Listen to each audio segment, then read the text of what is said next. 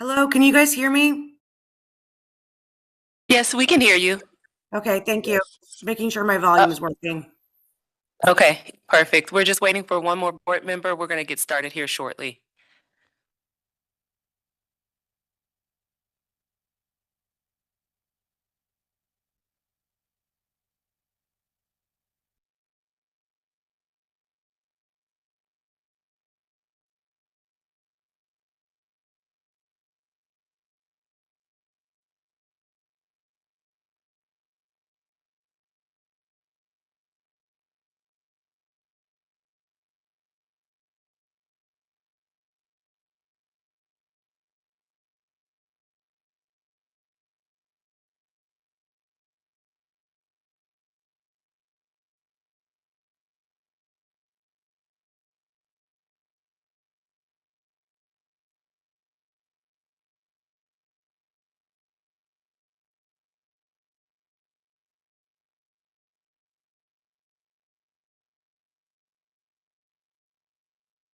All right, good morning, everyone. Today is Monday, November 24th. I am Arlisha Wilson, the chair of today's meeting. We're going to go ahead and get started, and we'll do that by the reading of the preamble. Madam Secretary. Good morning. My name is Liz Kukla. I'm the Secretary of the Board of Zoning Appeals, and I'm going to read the preamble for you this morning, this Monday, November 24th, 2025. In compliance with notification requirements of the city's open meeting law and section 101.021 of the codified ordinances of Cleveland, Ohio, 1976, notice of this meeting has been publicly posted. All boards, commissions under the purview of the City Planning Department conducts its meetings according to Robert's Rules of Order. Actions during the meeting will be taken by voice vote. Abstentions from any vote due to a conflict of interest should be stated for the record prior to the taking of any vote.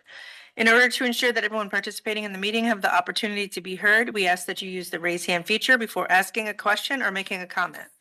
The raise hand feature can be found on the participants panel on the desktop and mobile version and activated by clicking the hand icon. Please wait for the chair facilitator to recognize you and be sure to select unmute and announce yourself before you speak. When finished speaking, please lower your hand by clicking on the raise hand icon again and mute your microphone. We will also be utilizing the chat feature to communicate with participants. The chat feature can be activated by clicking the chat button located on the bottom of the WebEx screen. Please note that call-in users can unmute by using *6. All meeting activity is being recorded via the WebEx platform. These proceedings are also being live streamed via YouTube for public view. We have provided a link to the meeting for those who wish to speak on a particular case via our website and email. All requests to speak on a particular matter have been considered. We've also received emails from those who provided written comment on a particular matter. Back to you, Madam Chair.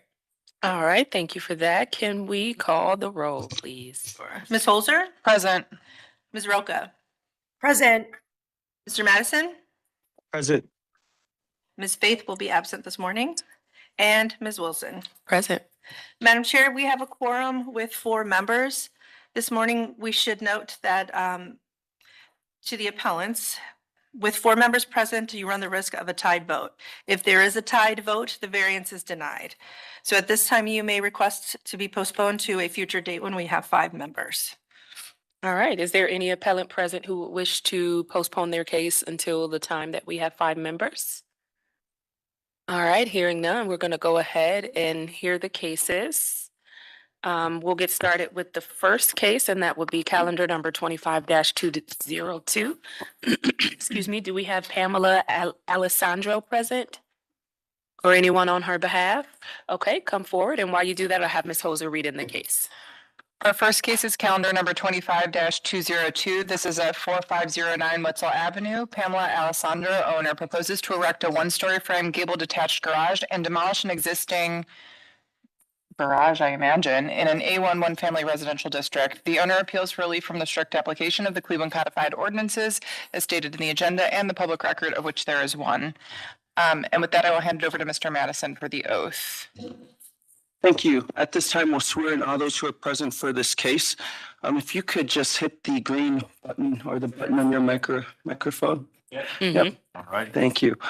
Do you swear and affirm that the testimony you're about to give is the whole truth and nothing but the truth? Please say your name, spell your name, and provide an address for the record. Dominic Alessandro, 4509 Wetzel Avenue. It's Cleveland 44109. Dominic, Dominic. Alessandro, ALESS is in Sam, ANDRO. And I do? Did you say I do for the record? Thank you. Is there anyone else present that would like to participate in this case? Anyone online that would like to participate? Seeing none, Madam Chair, I'll turn it back over to you. All right, thank you, Mr. Madison. Can we have history of the property, please? Thank you, Madam Chair. There's been no change in the zoning since 1929. In our Records Administration Office, we found that in 1947, a permit was issued to erect a dwelling. 1952, a permit was issued to erect a garage. 1955, a permit was issued to erect an addition to existing private garage. In 1972, a permit was issued to apply siding.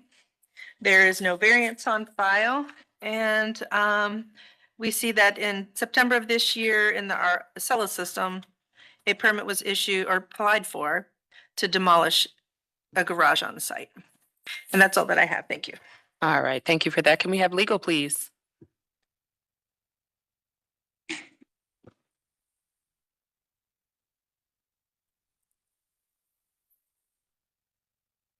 Is Mary with us today? Oh, I see her. Excuse me, Mary, you are muted if you're trying to speak. You are muted.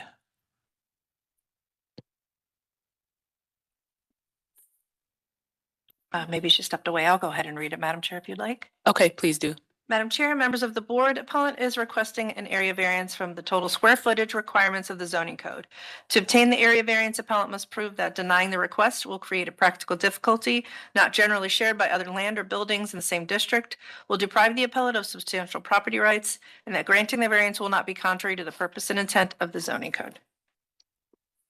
All right, thank you for that. We'll now turn to the project team. Do you want to go ahead and tell us about the variance that you're requesting today? Yeah, my wife and I have lived there for over 30 years. And we've outgrown some things, and one of them is the garage. And our goal has always been to build a new garage. And working with, talking to Rodney in the building department has been real helpful. And the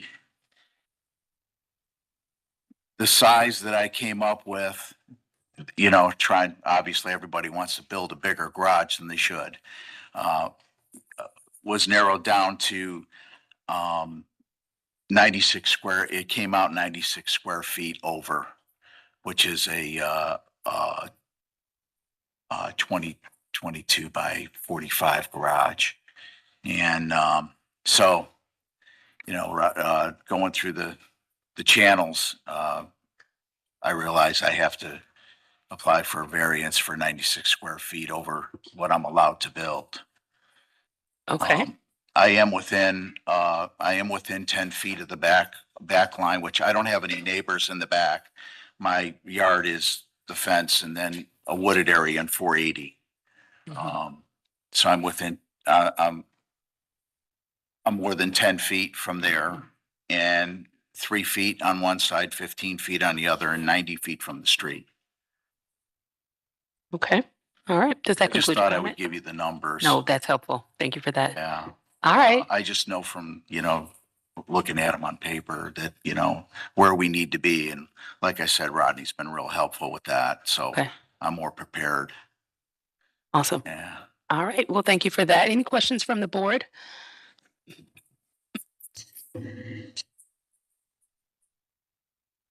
Oh, please go right ahead. Madam Chair, with the submittal that the application made at intake, he included a letter from the neighbors, from the west side property neighbor and the east side property neighbor, Jennifer Laux at 4513 Wetzel, and Belinda S. Bailey at 4505 Wetzel Avenue. They signed a letter that states, as a next door neighbor of 4509 Wetzel Avenue, I'm signing this letter stating I have no issue with my neighbor's new garage construction size of 45 by 22.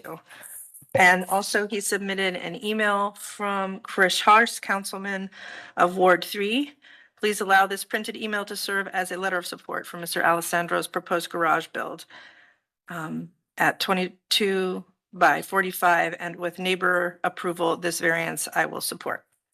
And again, that's Chris Harsh, councilman of Ward 13. Thank you. All right. Thank you for that. Any comments from city planning? Good morning. My name is Xavier Bay. I'm representing city planning. We're supportive of the variances today.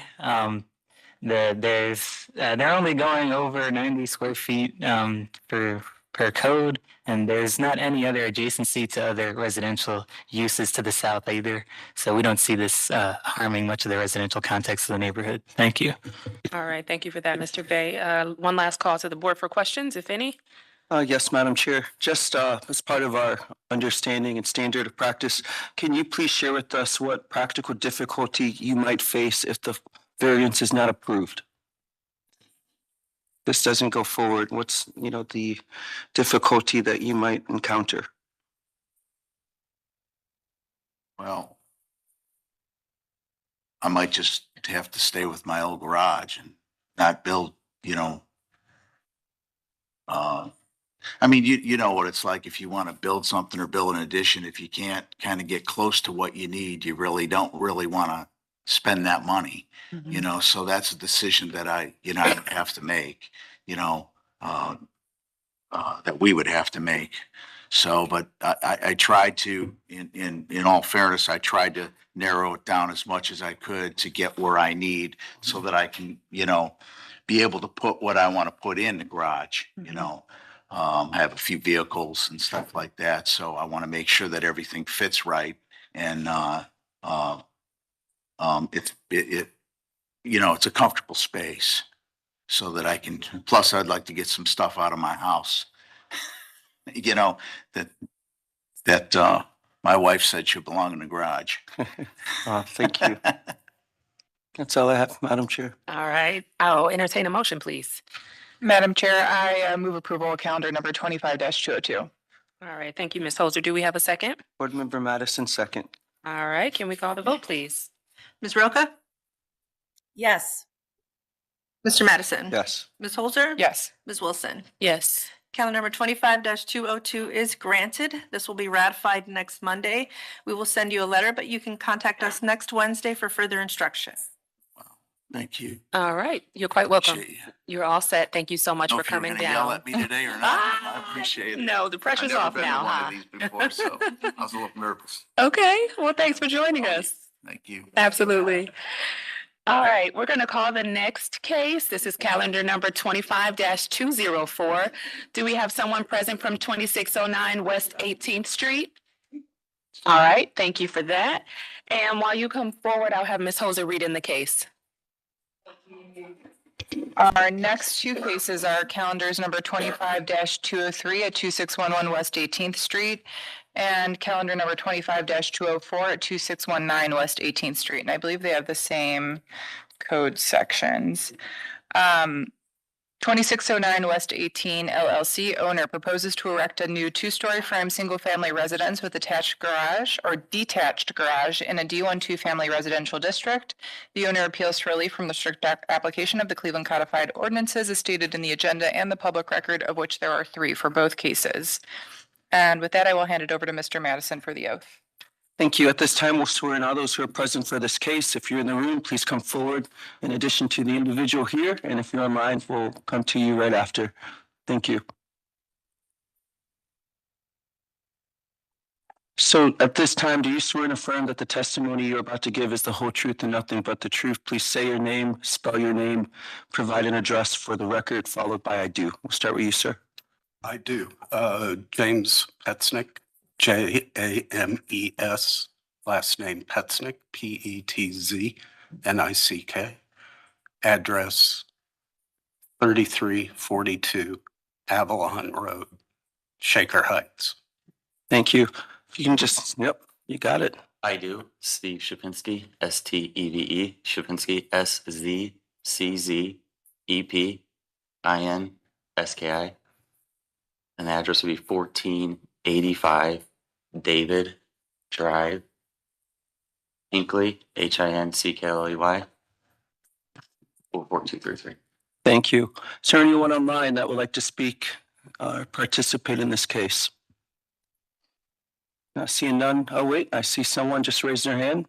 Donna, please, if you could swear in. Do you swear and affirm that the testimony you're about to give is the whole truth and nothing but the truth? Please say your name, spell your name, provide an address for the record. Good morning, Donna Grigonis with Tremont West Development Corporation.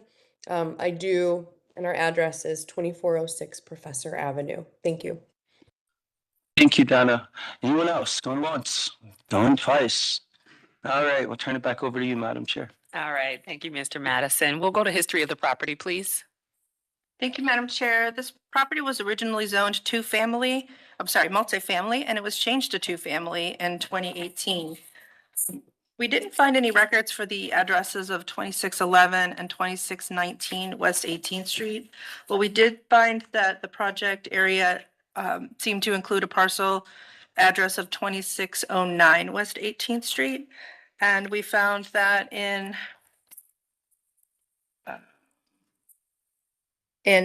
January of this year, a permit was issued to demolish a dwelling unit on that site. There are no variances on file for any of the addresses and nothing else of note on the SL. Thank you. All right, thank you. Can we have legal, please? Madam Chair, members of the board, appellant is requesting area variances from the front yard setback, minimum lot area, and minimum lot width requirements of the zoning code.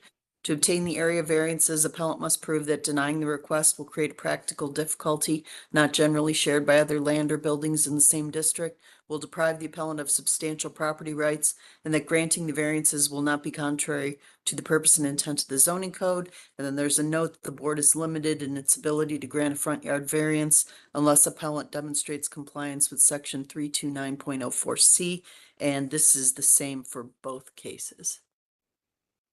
All right, thank you for that. I'll turn to the project team. You want to tell us about your request for variances? Good morning. James Graydon Petznick with Cleveland Draw Architects. Both of these lots, we received a letter of nonconformance. It's located in the South Tremont area. These are very small lots, and the owner, Mr. Shipinski, has taken two unbuildable lots, being very narrow and of different widths, and combined them through the lot and plot consolidation process in July to create two regular sized lots that are more viable for building new construction. Most of the lots in this area are very narrow, 20, 25, 30-foot lots. We are zoned for a D1, which you can see on the plot context, and most of the houses are single story, 1,200, 1,400, 900 square feet along this block. What we're trying to do is create two viable lots to make marketable houses to infill these vacant lots that are created.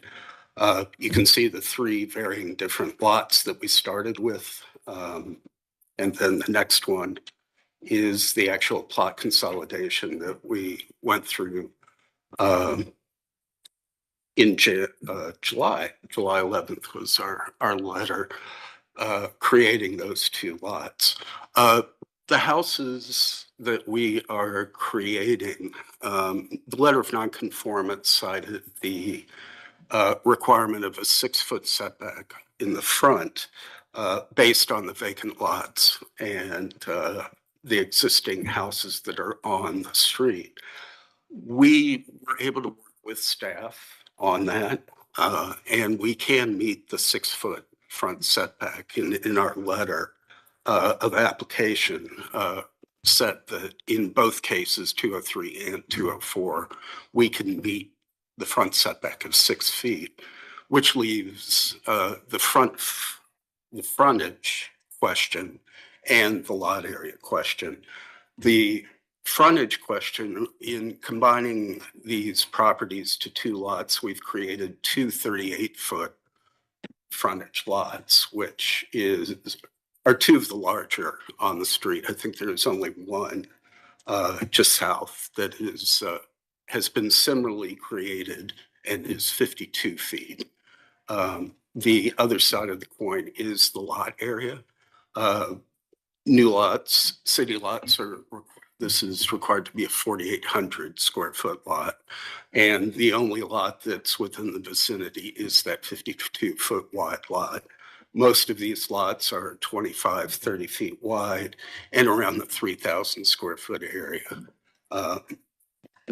So with that in mind, and the fact that we're a D1 zoning, meaning 100% of our lot area can be considered buildable. We're meeting, we're building 2,200 square foot houses on this lot right now, which is the subject we're talking about, a 3,064 foot lot. We could have a 3,000 square foot house on here and meet the code, meet zoning code, and the frontage 38, the lot area 3064. So we would petition for relief under the lot frontage and the lot area requirements, and dismiss the front setback based on the demonstration of the site plan. Okay, and so would you meet the setback requirements in both 2611 and 2619? Yes, ma'am. Okay. And it is shown here in this drawing how it meets that. Okay, with the surrounding houses. perfect. All right, does that conclude your comment? It does. Thank All you. right, I'll move to you next. Do you want to give your comment and state your name and go right ahead? No, I'm Steve. Yeah, so we've been planning this since I think July, and we were gonna originally go with condos, but we wanted to do single families just because the street looks, it would fit the street more. So yeah, if we would get approved these variances, it would help us move forward to having the street look similar and just not condos, because that's all we see in Tremont lately. So I just thought it would be awesome to have new construction single family homes, which you don't see too often. Okay, thank you for that. All right, Donna, you have the floor. Hi, good morning, Madam Chair, members of the commission. Donna Grigonis, Economic and Real Estate Development Director for Tremont West Development Corporation. Good morning, Graydon. Long time since I've seen you. I am on here this morning. Just wanted to see what the project was being proposed. Since I haven't heard anything about this project until now, and it seemed like a lot of variances. But from what's being proposed, it looks like it would be contextual to the neighborhood. And this is a part of the neighborhood that has a lot of vacant homes at the current moment. And so it would be really good to have this new dwelling here. And is this going to be owner occupied? Is that a question? Yeah. Okay, well, not that it makes a huge difference, but anyway, it seems like standard variances. I haven't heard any complaints from any neighbors. So I just wanted to make sure I was here to report to the neighbors. So thank you. All right, well, thank you for being here, Donna. We'll turn now to Cleveland Planning Commission. Any comments? Thank you. Again, this is Xavier Bay representing City Planning. We're in support of the variances being requested. The applicant has adjusted the front yard setback, and we do have plans reflecting as such. Also wanted to mention the next two variances listed for lot area and lot width are something we see weekly. We're supportive of. The City of Cleveland has a lot of substandard lots. This is also another section of zoning code that we're analyzing to see if we should add a few changes to modernize the zoning code. That's all I have to say. Thank you. All right, thank you for that, Mr. Bay. Any questions from the board? Just a quick question, Madam Chair, to Mr., I don't want to butcher your last name, Sapinski? Oh, yes, okay. Just for the record, so in response to Donna's question, will you be selling these after you build? Yeah. Okay, so they will be potentially owner occupied depending on whatever the seller, okay. Yeah. Cool. That was my only question. Thank you. All right, any other board members have questions? Yes, Madam Chair, through you, just standard of practice. If the, variance is denied today, what practical difficulty will you guys face with this project?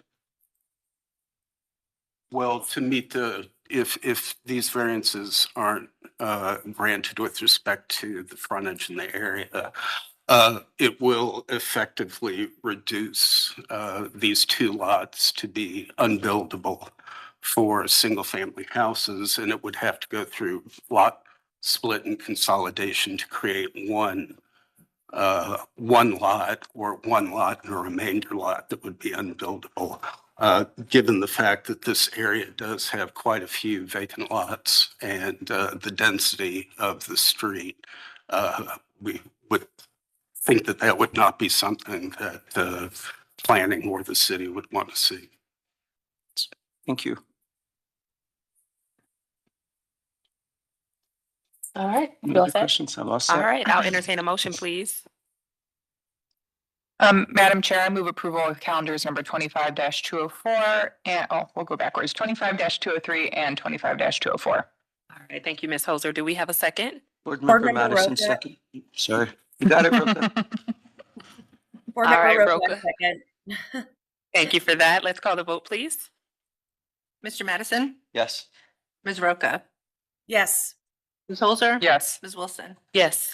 Calendar numbers 25-203 and 25-204 are granted. They will be ratified next Monday. We will send you a letter, but you can contact us next Wednesday for further instruction. All right, good luck with your project. You're all set. All right, we're next going to call calendar number 25-211. Is there anyone from 4213 Gifford Avenue LLC present this morning? Anyone online from this organization? All right, we'll recall that case. Given we don't hear anyone, I'm going to move next to 25-212. I'm here. Oh, are you from 4213 Gifford Avenue LLC? Yes, I am. Okay, perfect. We'll go forward with your case at this time and we'll have Ms. Hoser read it in.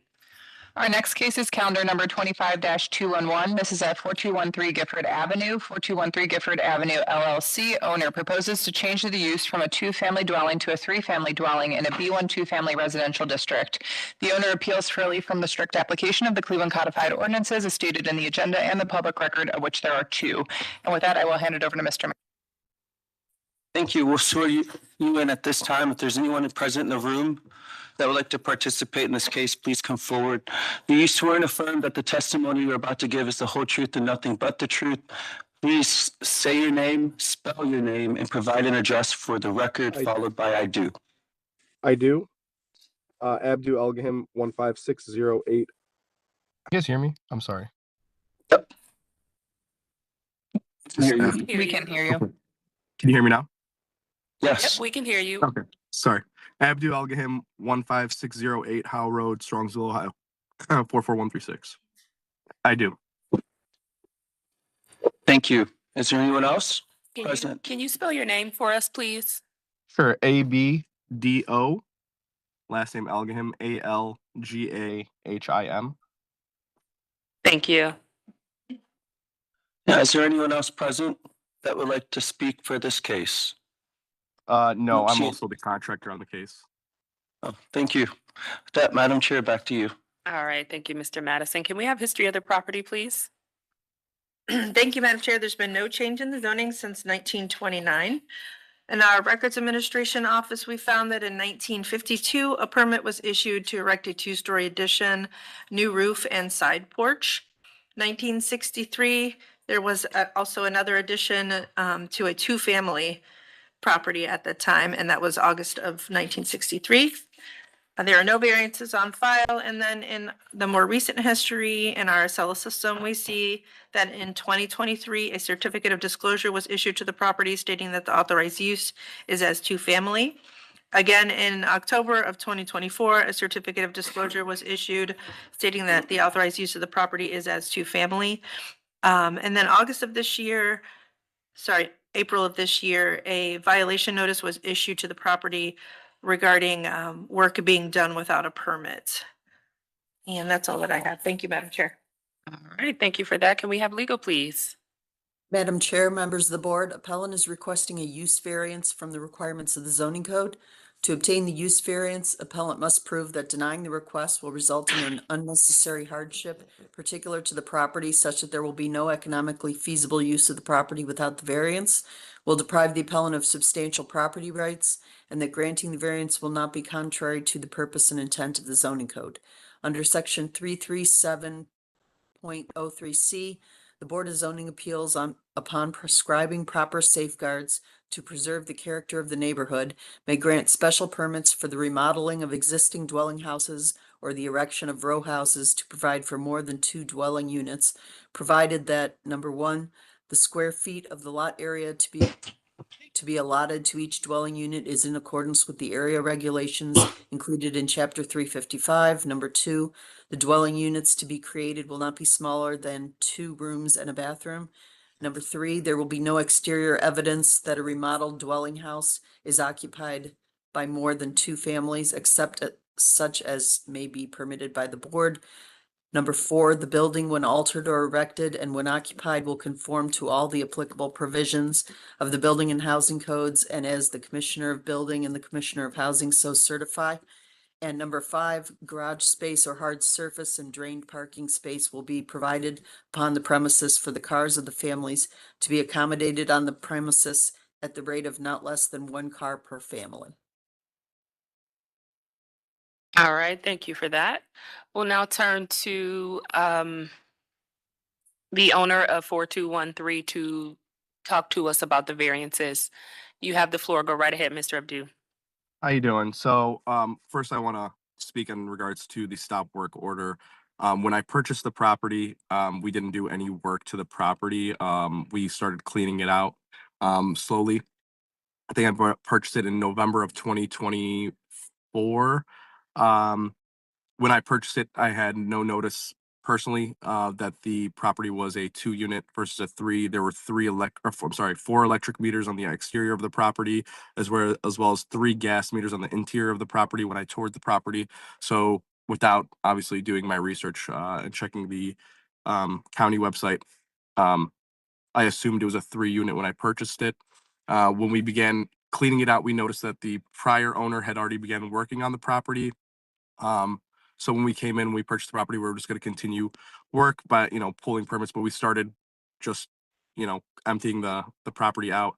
From what I was told, from the neighbors on both sides, that the home was, continuously being, used by, people in the neighborhood to, I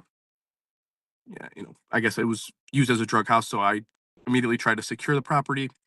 They continued to breaking in. I spoke to Inspector Medancic, and he understood what the process of what we wanted to do was. The 3rd floor, which is the 3rd unit, was already completed when we purchased the property. So we wanted to pull permits and get this thing going and make it right by making it a 3-family through the city and not having it as an illegal 3-unit. All right, thank you for that. Any questions from the board?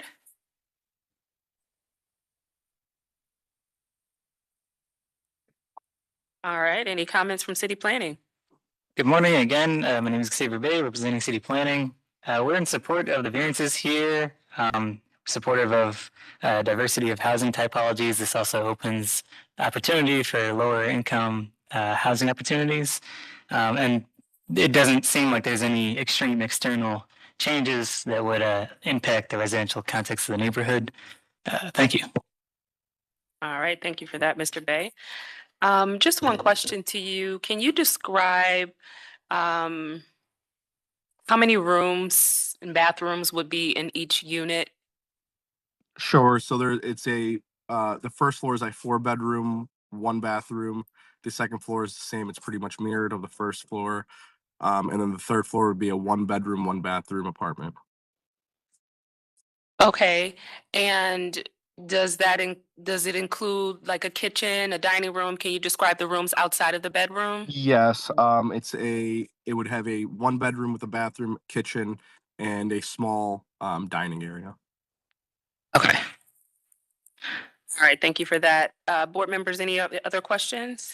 And just for the record, Madam Chair, if the appellant can share what the intended use is, so will any of these units be short-term rentals?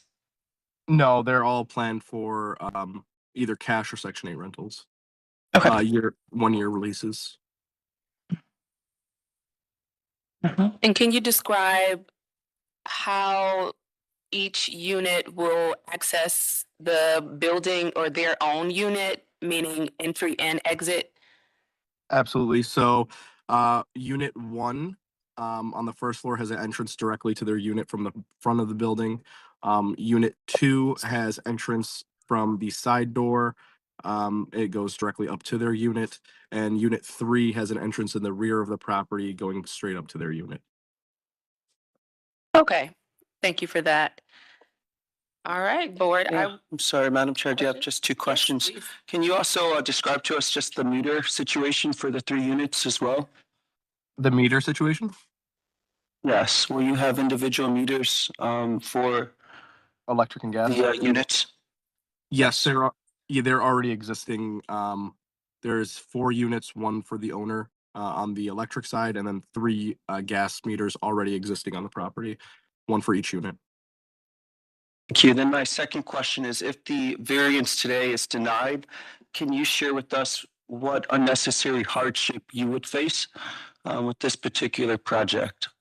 Yeah, so we would lose obviously a full unit, and it would be technically unusable. It would be it's already not connected to the rest of the building. It's on its own unit, so we would lose an entire unit, which obviously would lose opportunity on the property.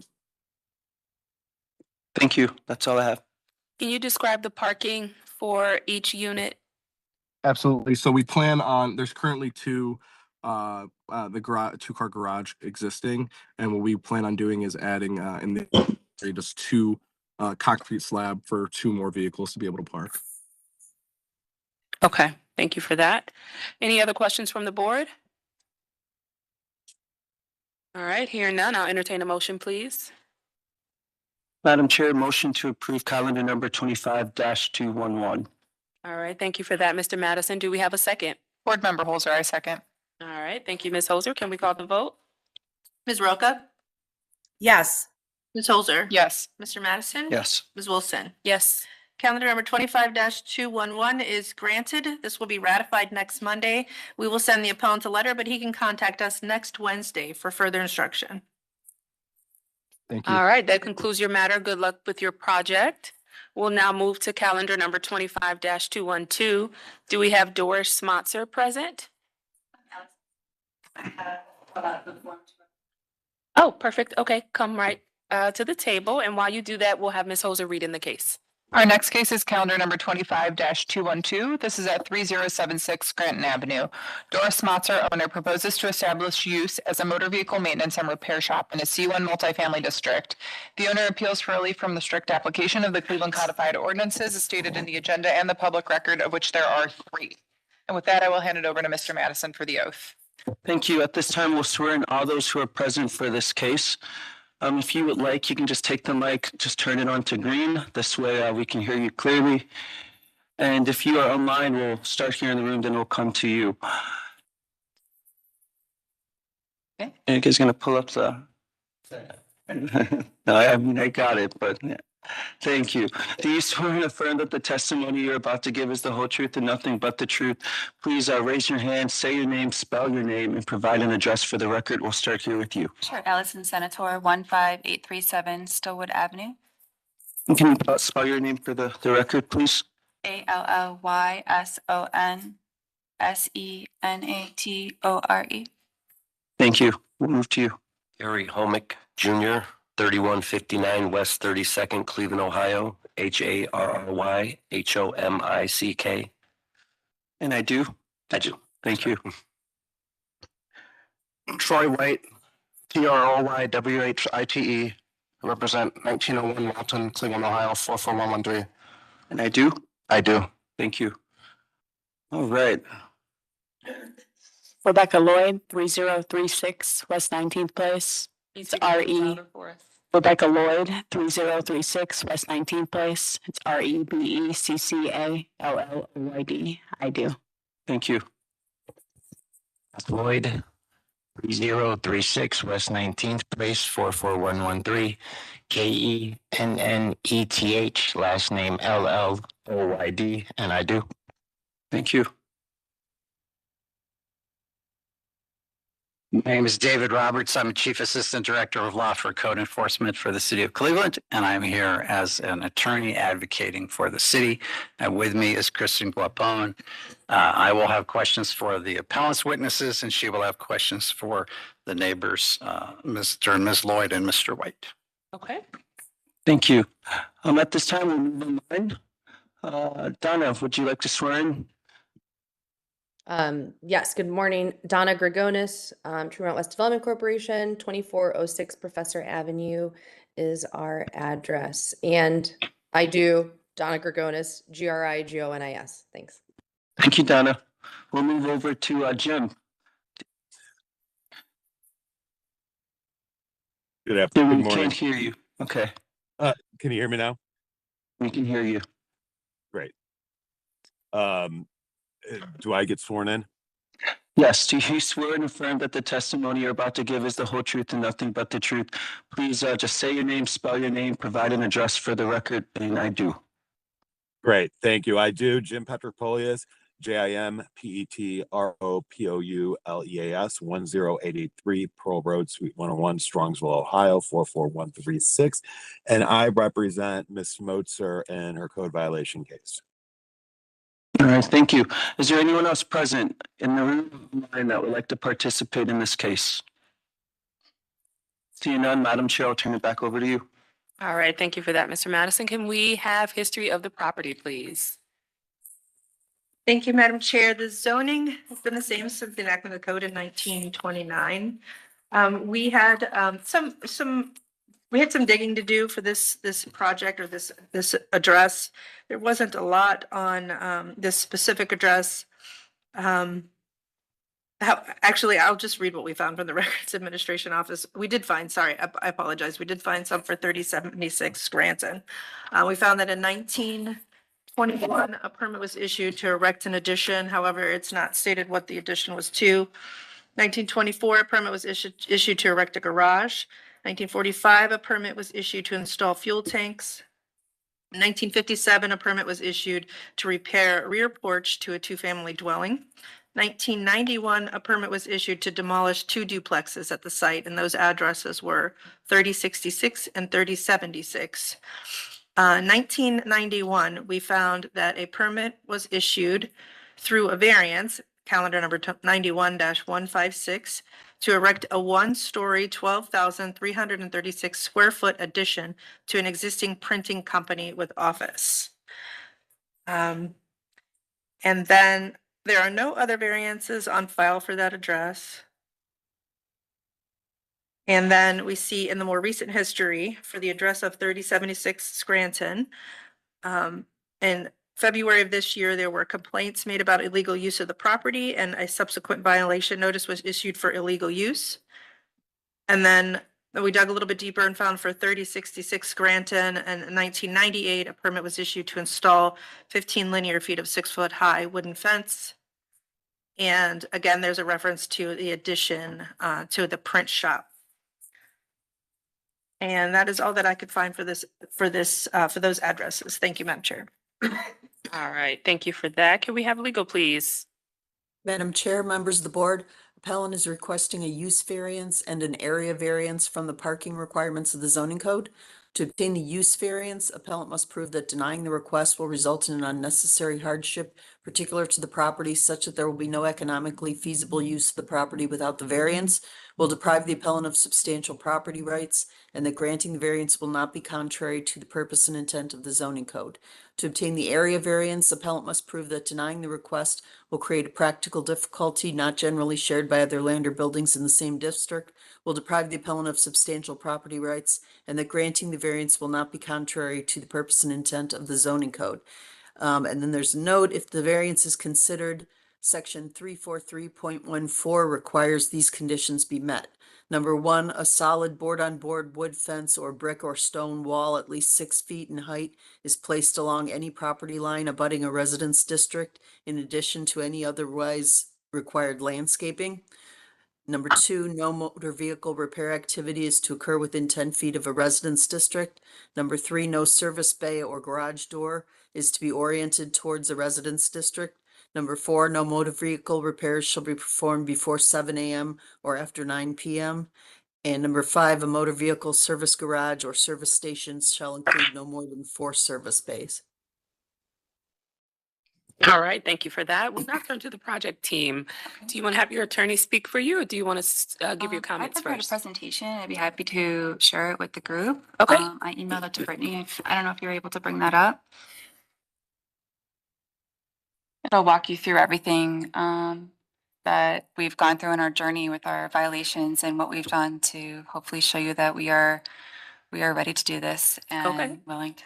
State your name and go right ahead with My your name's comments. Allison Senator. So we're looking at 3076 Scranton Avenue here. And this is just a picture of the front of the building that is on Scranton Avenue. And there are other photos too that we will look at as we move through this presentation. So you can go to the next slide. This is just showing who I am. I'm Doris Smotzer's daughter, Allison Senator. We have a notarized paper on file that I'm allowed to be here speaking on her behalf. And I have Harry here next to me, who is the owner of Scranton Automotive.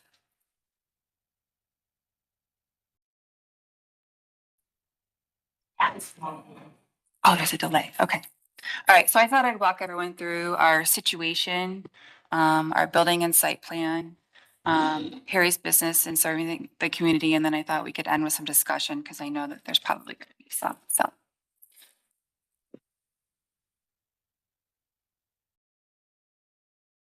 our goal today is we're working to obtain a certificate of occupancy for a commercial building that's located at 3076 Scranton to comply with violations that we've received earlier this year.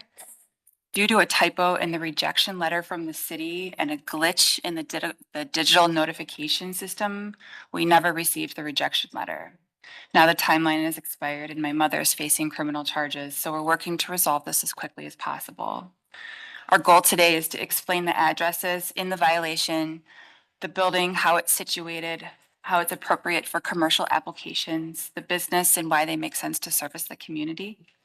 And I wanted to know that the Clark Fulton neighborhood, it needs a hands-on approach to the turnaround efforts put forth in the most strategic plan. There's a lot of businesses leaving, a lot of empty buildings. So we're, as building owners, working really hard to put something in place that's good for everybody.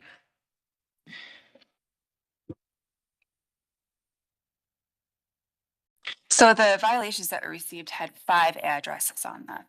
So 3 of the 5 addresses are for Scranton Automotive. So 3066 Scranton, 3076 Scranton, and 3044 West 19th Street are technically under one building that was built in 1991, Scranton Automotive.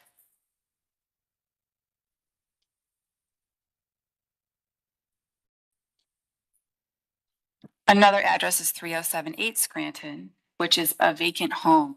It is registered with the city of Cleveland as a vacant home, and it sits kind of like in the parking lot of the building.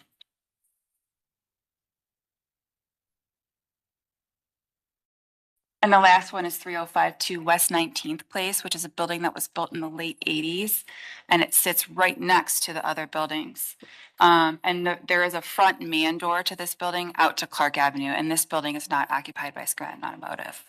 But all 5 of these addresses do have the same zoning underneath them, so I can see where those violations came in from that perspective. But we just wanted to clarify that the automotive is only at 3 of those addresses, which is one building.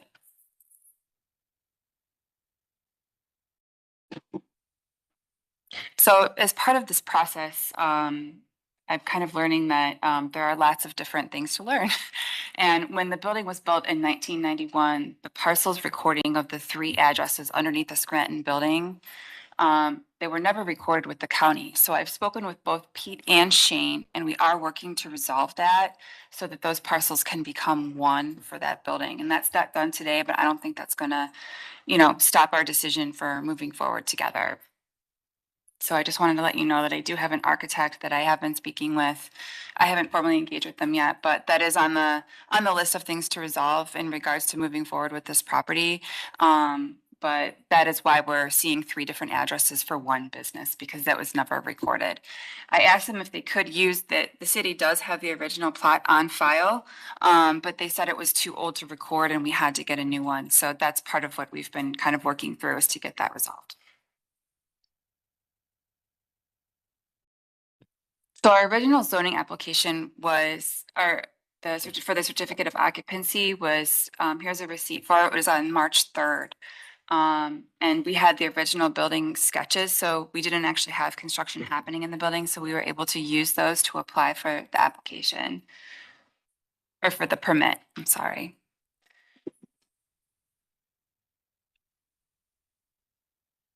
Then after we received the court summons for my mom, we realized something wasn't right.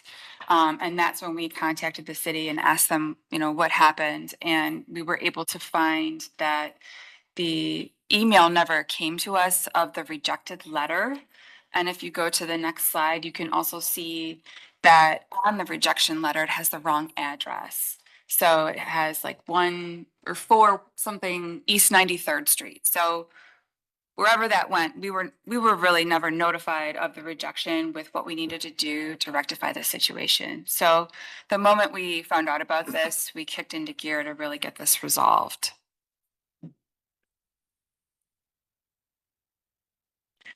So because of that, we came downtown. We had to hire an attorney for my mom. And we started working with people down here to help us. And they allowed us to reapply for the certificate of occupancy because of the lost application, which they also rejected, which is what brought us here today. So to come through the appeal. So just to kind of give you the timeline of everything, that's kind of is the way it is because of all of those reasons.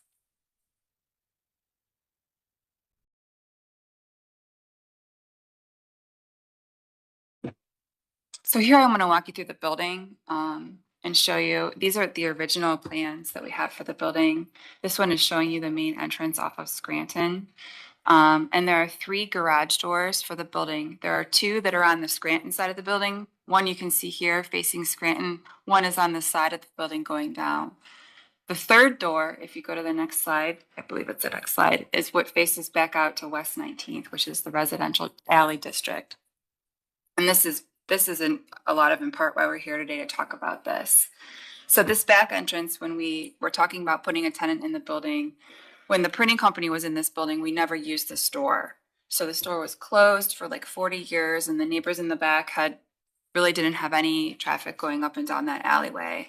And when we brought in our tenant, we worked with them they had a lot of scrap cars back there. There was garbage, all kinds of things. We worked together really well to clean it out so that we could use the store for our tenant. And now our tenant is using the store not as a main entrance, but for deliveries, for, when they have a car to work on and they drive it around the block and bring it in the building. So this is not the main entrance. It's just used for service things and, just to kind of like keep business flowing and moving. They don't store any garbage in the back alleyway. There's no tires. They actually have a person on staff that walks around this back alleyway, all around the library, all the way down Twinkie Lane, with a garbage can on wheels, and they pick up garbage all the time because there is a lot. We do know homeless people that sleep at the library, so we're cleaning up after a lot of people all the time. So this is one of the reasons why we feel like we have a good fit of a tenant, because they're helping us with other things that are happening in the neighborhood that we can't necessarily control, but we can put someone in our building that can help us keep this place clean as we try to clean up everything and move forward. Can I go back a little bit? When did you put the tenant in the building? So we hired him to help us like clean out the building. And he's been there for like about a year. Okay.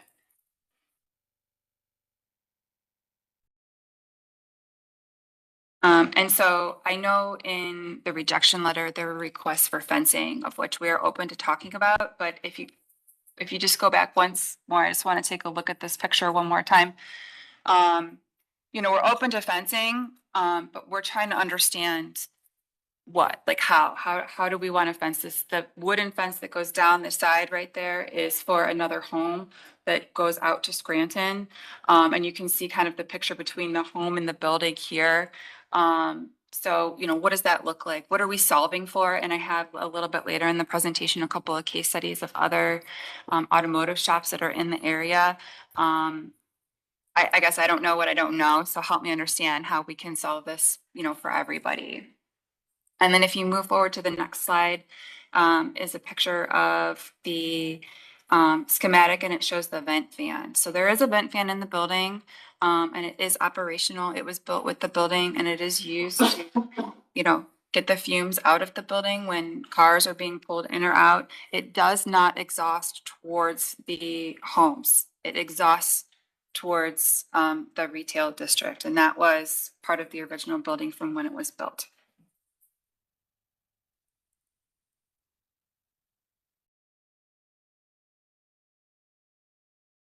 So here's just more of the site plan showing the electrical, the elevations of the doors. I'm not sure how much we can really get from these pictures, but you can move forward again.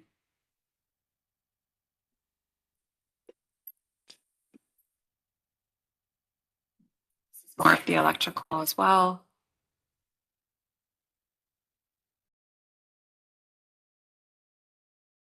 Here's a topographic survey of the area where you can see the dwellings that are, this was done before the building was built, so you can actually see, how close the home in the back is to the building. I think it's about 4 or 5 feet from the building.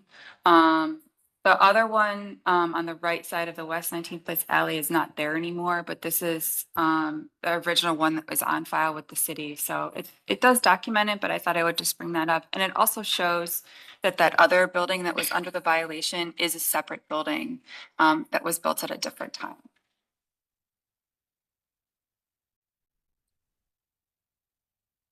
So what everyone doesn't know here about my dad who built these buildings was he was in a kitchen explosion when he was in his young 20s. So everything is fire safe, has been my whole life. So I can confidently tell you that the first call I made when we applied for the certificate of occupancy was to the fire department. And I said, hey, look, we'd like to put in this automotive shop. We have some violations. The first thing that I want to do is obviously keep the asset safe, the building safe. I want to keep my tenants safe, their customers safe, and our neighbors safe. So we've been working with the Cleveland Fire Department. We are approved. We were approved on our first visit proudly, which my father wasn't, but we are. So anyway, but we are approved for F1 factory, storage, and residential. So the system is up to date. It is monitored. We do work with Silco Fire. We do have fire extinguishers that we update on an annual basis, and I handle that and then pass that through to the tenants, and they pay for the extinguishers to be in place.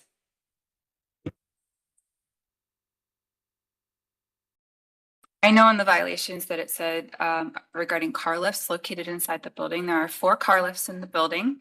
The closest lift to the back alley door of West 19th Street is 13 feet from the door inside. So if you think you've got 4 feet from that home to the door plus the 13 feet inside, we are well into the building before any car is being worked on. The lifts are not oriented towards the alley door, although the garage door, as you saw, is oriented towards the back alley. And I will say that Scranton Automotive complies with the hours of operation that is posted on their Google page, and they do. There's no problems with that. The last thing that was on the violations, it's not listed here, and I apologize, was in regard to there being space for 20 parking spots needed for the location. And given that there's public transportation nearby, employees that do take the bus to come to work. But if needed, there is space that they could park inside the building. On top, there is up front, I think there's 10 spaces. At least 10 spaces in the front lot. So there is parking available. Just 20 spaces is a lot of spaces.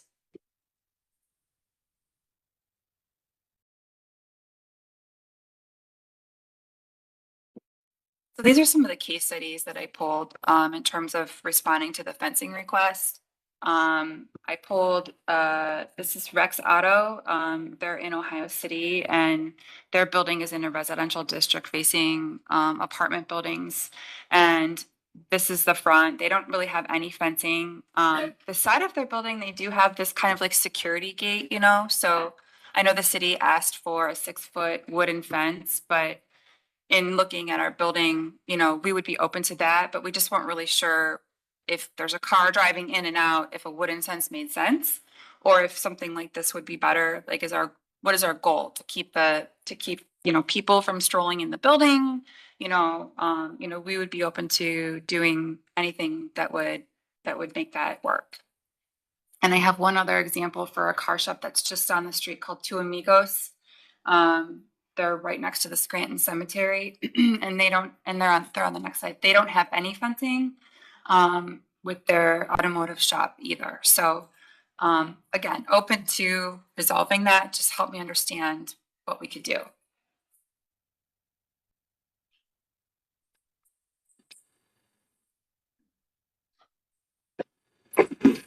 So we did receive someone who came in who was complaining about fume. There was a complaint about fumes who came one time to the shop. Harry spoke to them, and I wrote a police officer in here. It was actually some sort of inspector. Did not come in the building, didn't do anything, but we've been really watching to kind of monitor, because we understand these are people's homes, and this is where they live, and we don't want to be the cause of any of that. So we do notice that there is a lot of construction happening in the back alleyway. And I can tell you that the property behind the home closest to the building is owned by the illuminating company and is zoned for commercial. And every day they have idle trucks sitting back there, eating lunch and working. And I'm not really sure what they're doing, but it's kind of a hot spot. I actually have seen school buses sitting there idle as well. I've seen unmarked box trucks back there. So, in terms of the fumes, if we want to do testing to really see where the source is, we're happy to do that. We found a partner who we think would be really good to come in and test, but their request would be for us to test in the building, in the alley, and then in the homes to make sure that we are really covering all of our bases so that everyone is safe.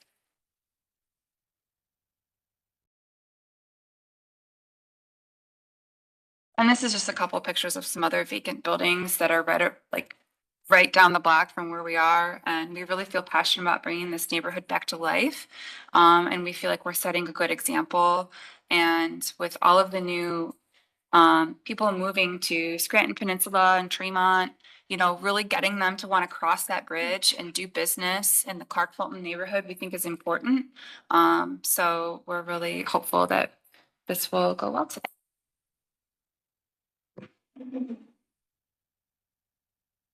So this is a little bit about the business that we put into the building called Scranton Automotive.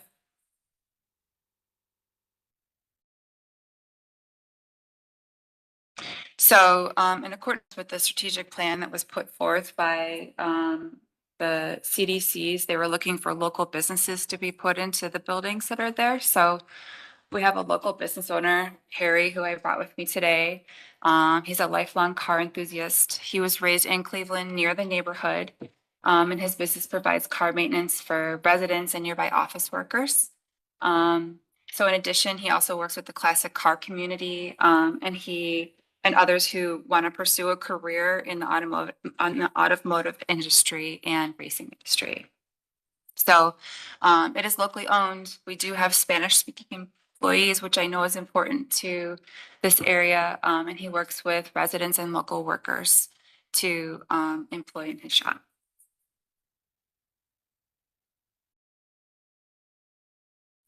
And if you Google him, you can see that he has 269 5-star Google reviews. So the feedback is great. He does have clients that come to him from some of the surrounding communities. People come from Parma, but they also come from across the street from the Scranton Bible Church and from the Cleveland Public Library next door. So we think this is a great asset to the community, and he's serving a lot of people. And on the last side, we have 3 letters of support from the Scranton Bible Church and the Cleveland Public Library, showing that, our neighbors on the Scranton side of things are supportive of this automotive shop being there. That's what we have today. Thank you for listening. All right, thank you for that. I'll give you the floor. Do you want to give comments, Mr. Homick? None right now. No comments. All right. Attorney Petra Poulias, do you want to give comment at this time? Briefly, thank you. Thank you, Madam Chair and the board. As you could see from the presentation Ms. Senator put together, she's taking this very seriously. She wants to be a good member of the community. She wants to take care of this community. She wants to grow with this community. As far as Harry goes, as you can see from his pictures, he runs a very clean shop. As you will see from the letters and the presentation, he goes above and beyond, actually cleans up the neighborhood. The fume vent is not directed towards the residential area, and there's no telling where the fumes are coming from. They do use that fan, but do not believe that they are causing the fumes, but are willing to look into that. Ms. Senator is also willing to look into the fencing with some guidance. Now, if this business is lost, we have a very, as you saw from the picture, a very clean automotive shop, a very good member of the community running that automotive shop. The hardship on the owner is a substantial space going vacant.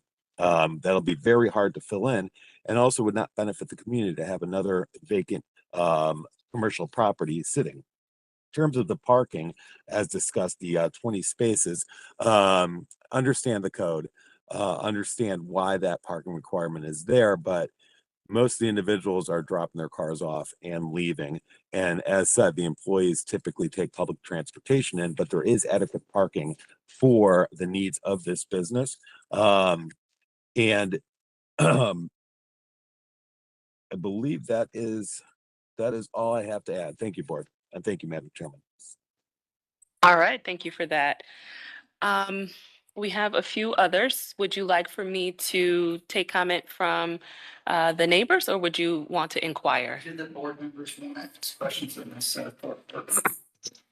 Usually we reserve questions until the end. I can open it up to the board members if they. Questions on the next step. Okay, please, go right ahead. Hi, Ms. Senator. My name is David Roberts. So this was a print shop. When did it stop being a print shop? When did it stop being a print shop? Yeah. Okay. How's that relevant? Just out of curiosity. It's relevant because it's not zoned for what you're doing. You put on a nice presentation, but it's a nice presentation for city council to rezone this area to accommodate what you want to accomplish with Mr. Hommick. But what we're here for is it's in a residential district.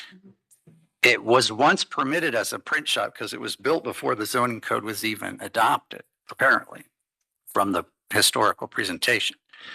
So my question about the print shop is, are you arguing that you have a prior legal non-conforming use to continue the print shop in a different form? I don't know if you know what that means. You're I'm looking not at an a blank. attorney. All right. The standard that was presented to the board includes that there's an unnecessary hardship particular to your parcel. So if I direct your attention to other parcels in the multifamily district, your parcel is really just the same as those, isn't it? I'm confused. Can we go back to the first question? I would love to hear, when did this building become an automotive shop and stop being a print shop? So we closed the print shop in 2019, 2020, and we engaged with Harry. He helped us empty the building and sell the equipment for about a year before his automotive shop went in there. Okay, so then in 2020 or some point thereafter, you started to operate it as a We didn't car engage shop. with Harry until 2020, 3 Two. or 4 or something like that. 2023. Yeah, it was late. So we were selling equipment and emptying the building. I mean, and that was COVID. So There was a big gap where nothing was going on in the building. It was yeah, vacant and just still the equipment was in there and just sitting idle. So the COVID car shop really- started in 2023? yeah. Okay, and before you started to operate the car shop, was there a permit or certificate of occupancy pool for that use? No.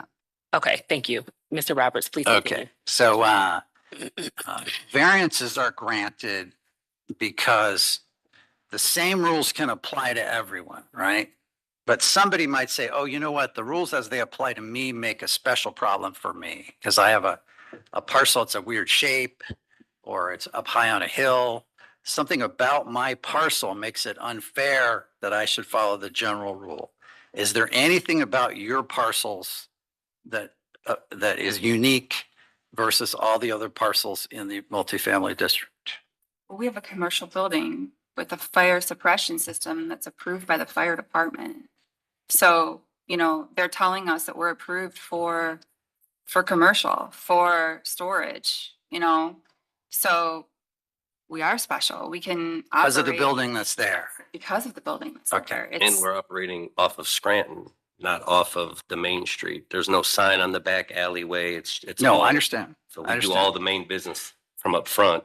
A Now lot of this- times we'll be pulling cars out through the Right. alley or. All right, let me go back to Ms. Senator. So the second thing is, if you don't get the variance, are you deprived of a substantial property right?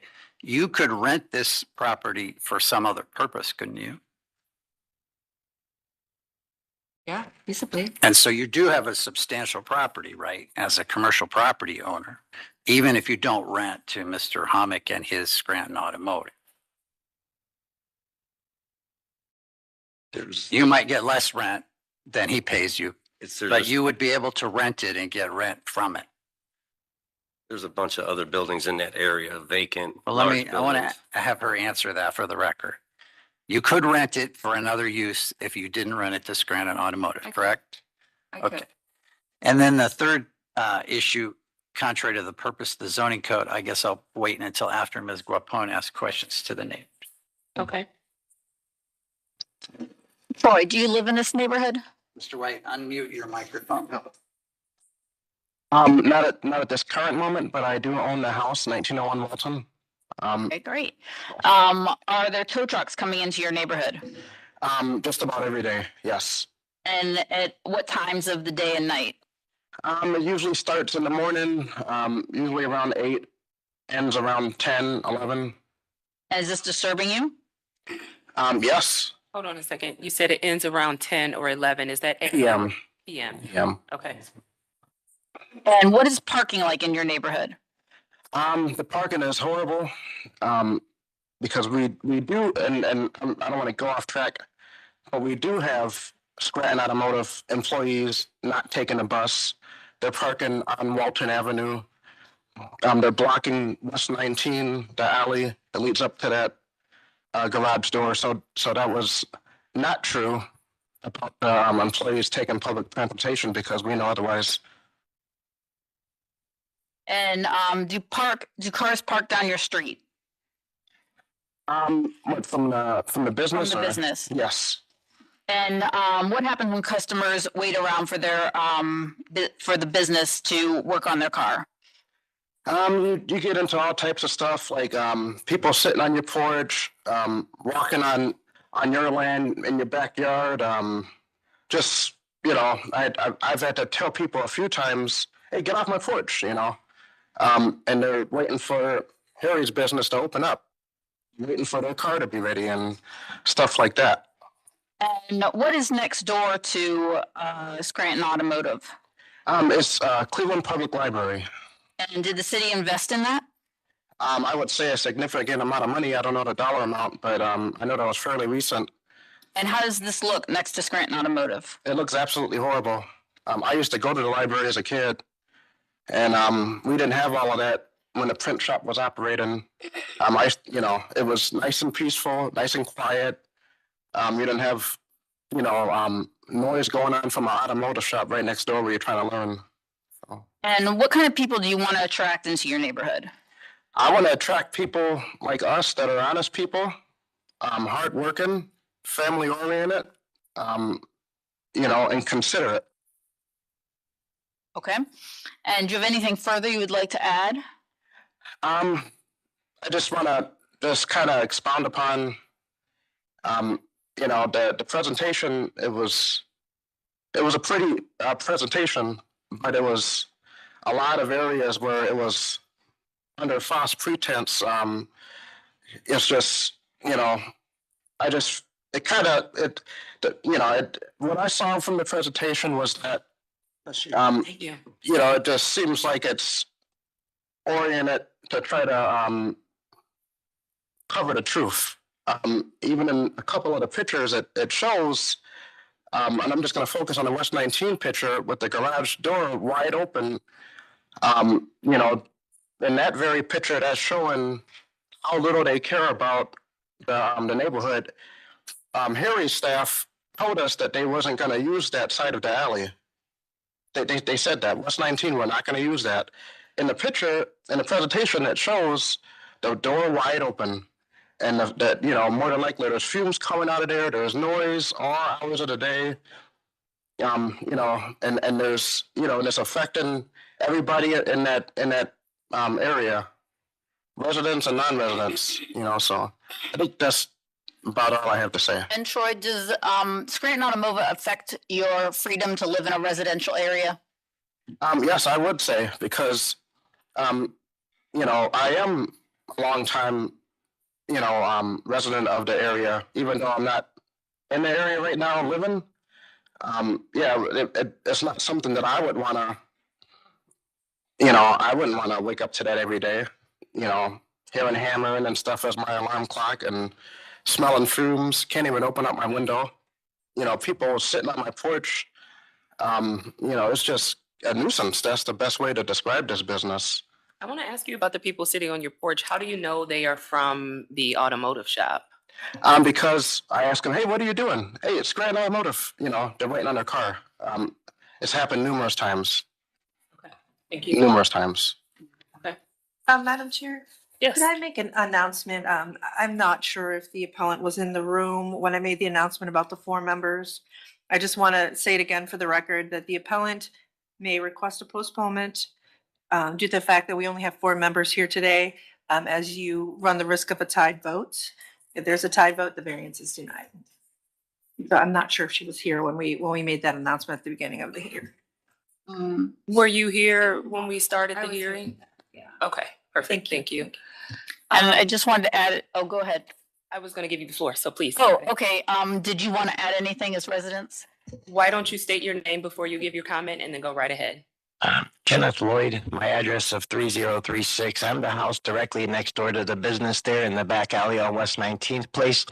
It's a measurement of 7 feet 9 inches from their wall to my wall of my house. That wall there where that picture is currently taken, that wall is into my living room. So when they use their air tools, their power tools, you hear that, you hear all that noise. Then they have the revving of their engines when the cars are coming in to be worked on. You have all that revving of your engines. My front windows is in the front of the house where that green bag was, which we had a roof replacement. That's why that bag was there. That house has never been in no disarray. My family has owned that house since 1972. I've grown up there and now I've taken it over as well since my mom has passed. There was really no rest for her. She had a stroke in 24 August. She passed 25 May. They released her from the hospital in October. She come home for 24-hour care, 2-person assist. Me and my wife took care of care, but meanwhile you have the business coming in and out. I don't have issues with the owners of the business. I have issues with the business itself. They pull cars in a little, it's a one alley, it's a dead end. There's no other way in, no other way out other than off of Walton. Walton is a one-way street. The employees of the garage park on Walton, there's like 4 or 5 cars there. The buildings that was previously shown, one is a restaurant that's being rebuilt. The other across from that on the right-hand side is a new complex that they just put in, I believe, 5 condos, which parking is going to be off of Walton. With the business there, there's going to be no parking for the new residents that's coming in. They've also built a new residence at 1913 Walton as well. My main concern is just the issue of the alley. They pull in flatbeds, they bring in tow trucks. Like physically, we have nowhere to really park for our house because it is a dead end alley. I own 4 parcels in that area. So 4 of those parcels that are in that residential area are mine. My children live at 3033 West 19th Place. That was originally my home till my mother had passed. I moved to 3036, which puts me next door to the business there itself. So in 3033, it's my children. I have 3 females that live there, and I have a granddaughter. With all the traffic that comes in and out of the alley, you got multiple people. And again, like they stated earlier, we're not used to this foot traffic coming in and out of the alley, but it's a little obsessive. You get 20 to 30 cars pulling in and out throughout the day, nonstop. You get the tow trucks, and then you got our little baby, our 3-year-old granddaughter out running around. It's a little bit much. And again, my problem's not with Harry and them itself. It's just the business. I think they overgrown the business in the building where they're at. They have so much customers coming in. It's like a highway on a little dead end alley. It's just back and forth. And I'm dead on that end. That's my part. I can say Harry and Harry's crew is not disrespectful. My name's Rebecca. Harry and Harry's crew are not disrespectful. Harry's customers are disrespectful. They will sit on our property. They will walk around our property. They will look at our things. They will urinate on our property. They will urinate on our buildings. We have security cameras because of Harry's customers. Like, they have no respect. They don't care what they do. And Harry's not out there to see this because he's inside working. I don't believe Allison knows half of what happens because she's not there. It's not her business. But we do have excessive amounts of cars coming in and out. They say it's not their main entrance, and it may not be their main entrance. I don't see what happens on Scranton, but I do know what happens on West 19th. There's an excessive amount of cars coming in and out. There are tow trucks, there are flatbeds coming in and out. And the lights at 10 p.m., at 11 p.m., it's just insane. It's not conducive for a residential area.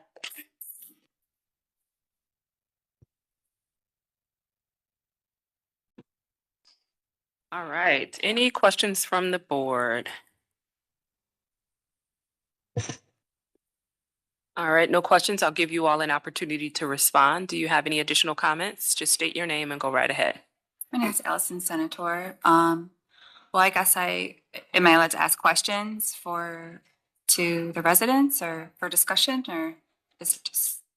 We usually don't have conversations, discussions of that sort. But what are your questions? I just wanted to say, I mean, it sounds like that the increased traffic and the customers is the problem. And it sounds like we could work together to fix that. We've tried to work together. We've stated this prior to talk to you about that. We've all talked to them about this. Have multiple people speaking at once. I mean, I think this is the first time we're all sitting together in the same room. So we have talked about it, Why don't you direct your comments to the board? Sorry. And, I think that we could think about proposing another solution in terms of if the fence would keep people off of their property, or if we need to put a fence, across that back door to keep customers out of the back alley, kind of like I showed in that one picture from Rex Auto, then potentially that could be a solution to keep the customers out of the alley. In terms of a car being delivered late at night, I'll have to have Harry respond on that. I don't know about that, but yeah, I mean, I just think that this is the first time we're all sitting down together, and the back alley is, it's tight, and I acknowledge it's tight back there. That's why we're not doing anything other than cleaning up back there and pulling in and out. So we meaning Harry. So go ahead, Harry. I think you want to say something. As far as the traffic and them speaking to me, it was probably when I first got in there about a year ago, a little over a year ago, and I addressed all those issues. I keep the tow trucks in the alley to a minimum because I know what it is. And I do recall the one instance where they're talking about a tow truck late at night. It was early in the process. The car was broke down. That was the only way we could get it in the building at the late night. The other side of the building, we couldn't bring the tow truck around. And it was just one particular incident. It's not an ongoing thing.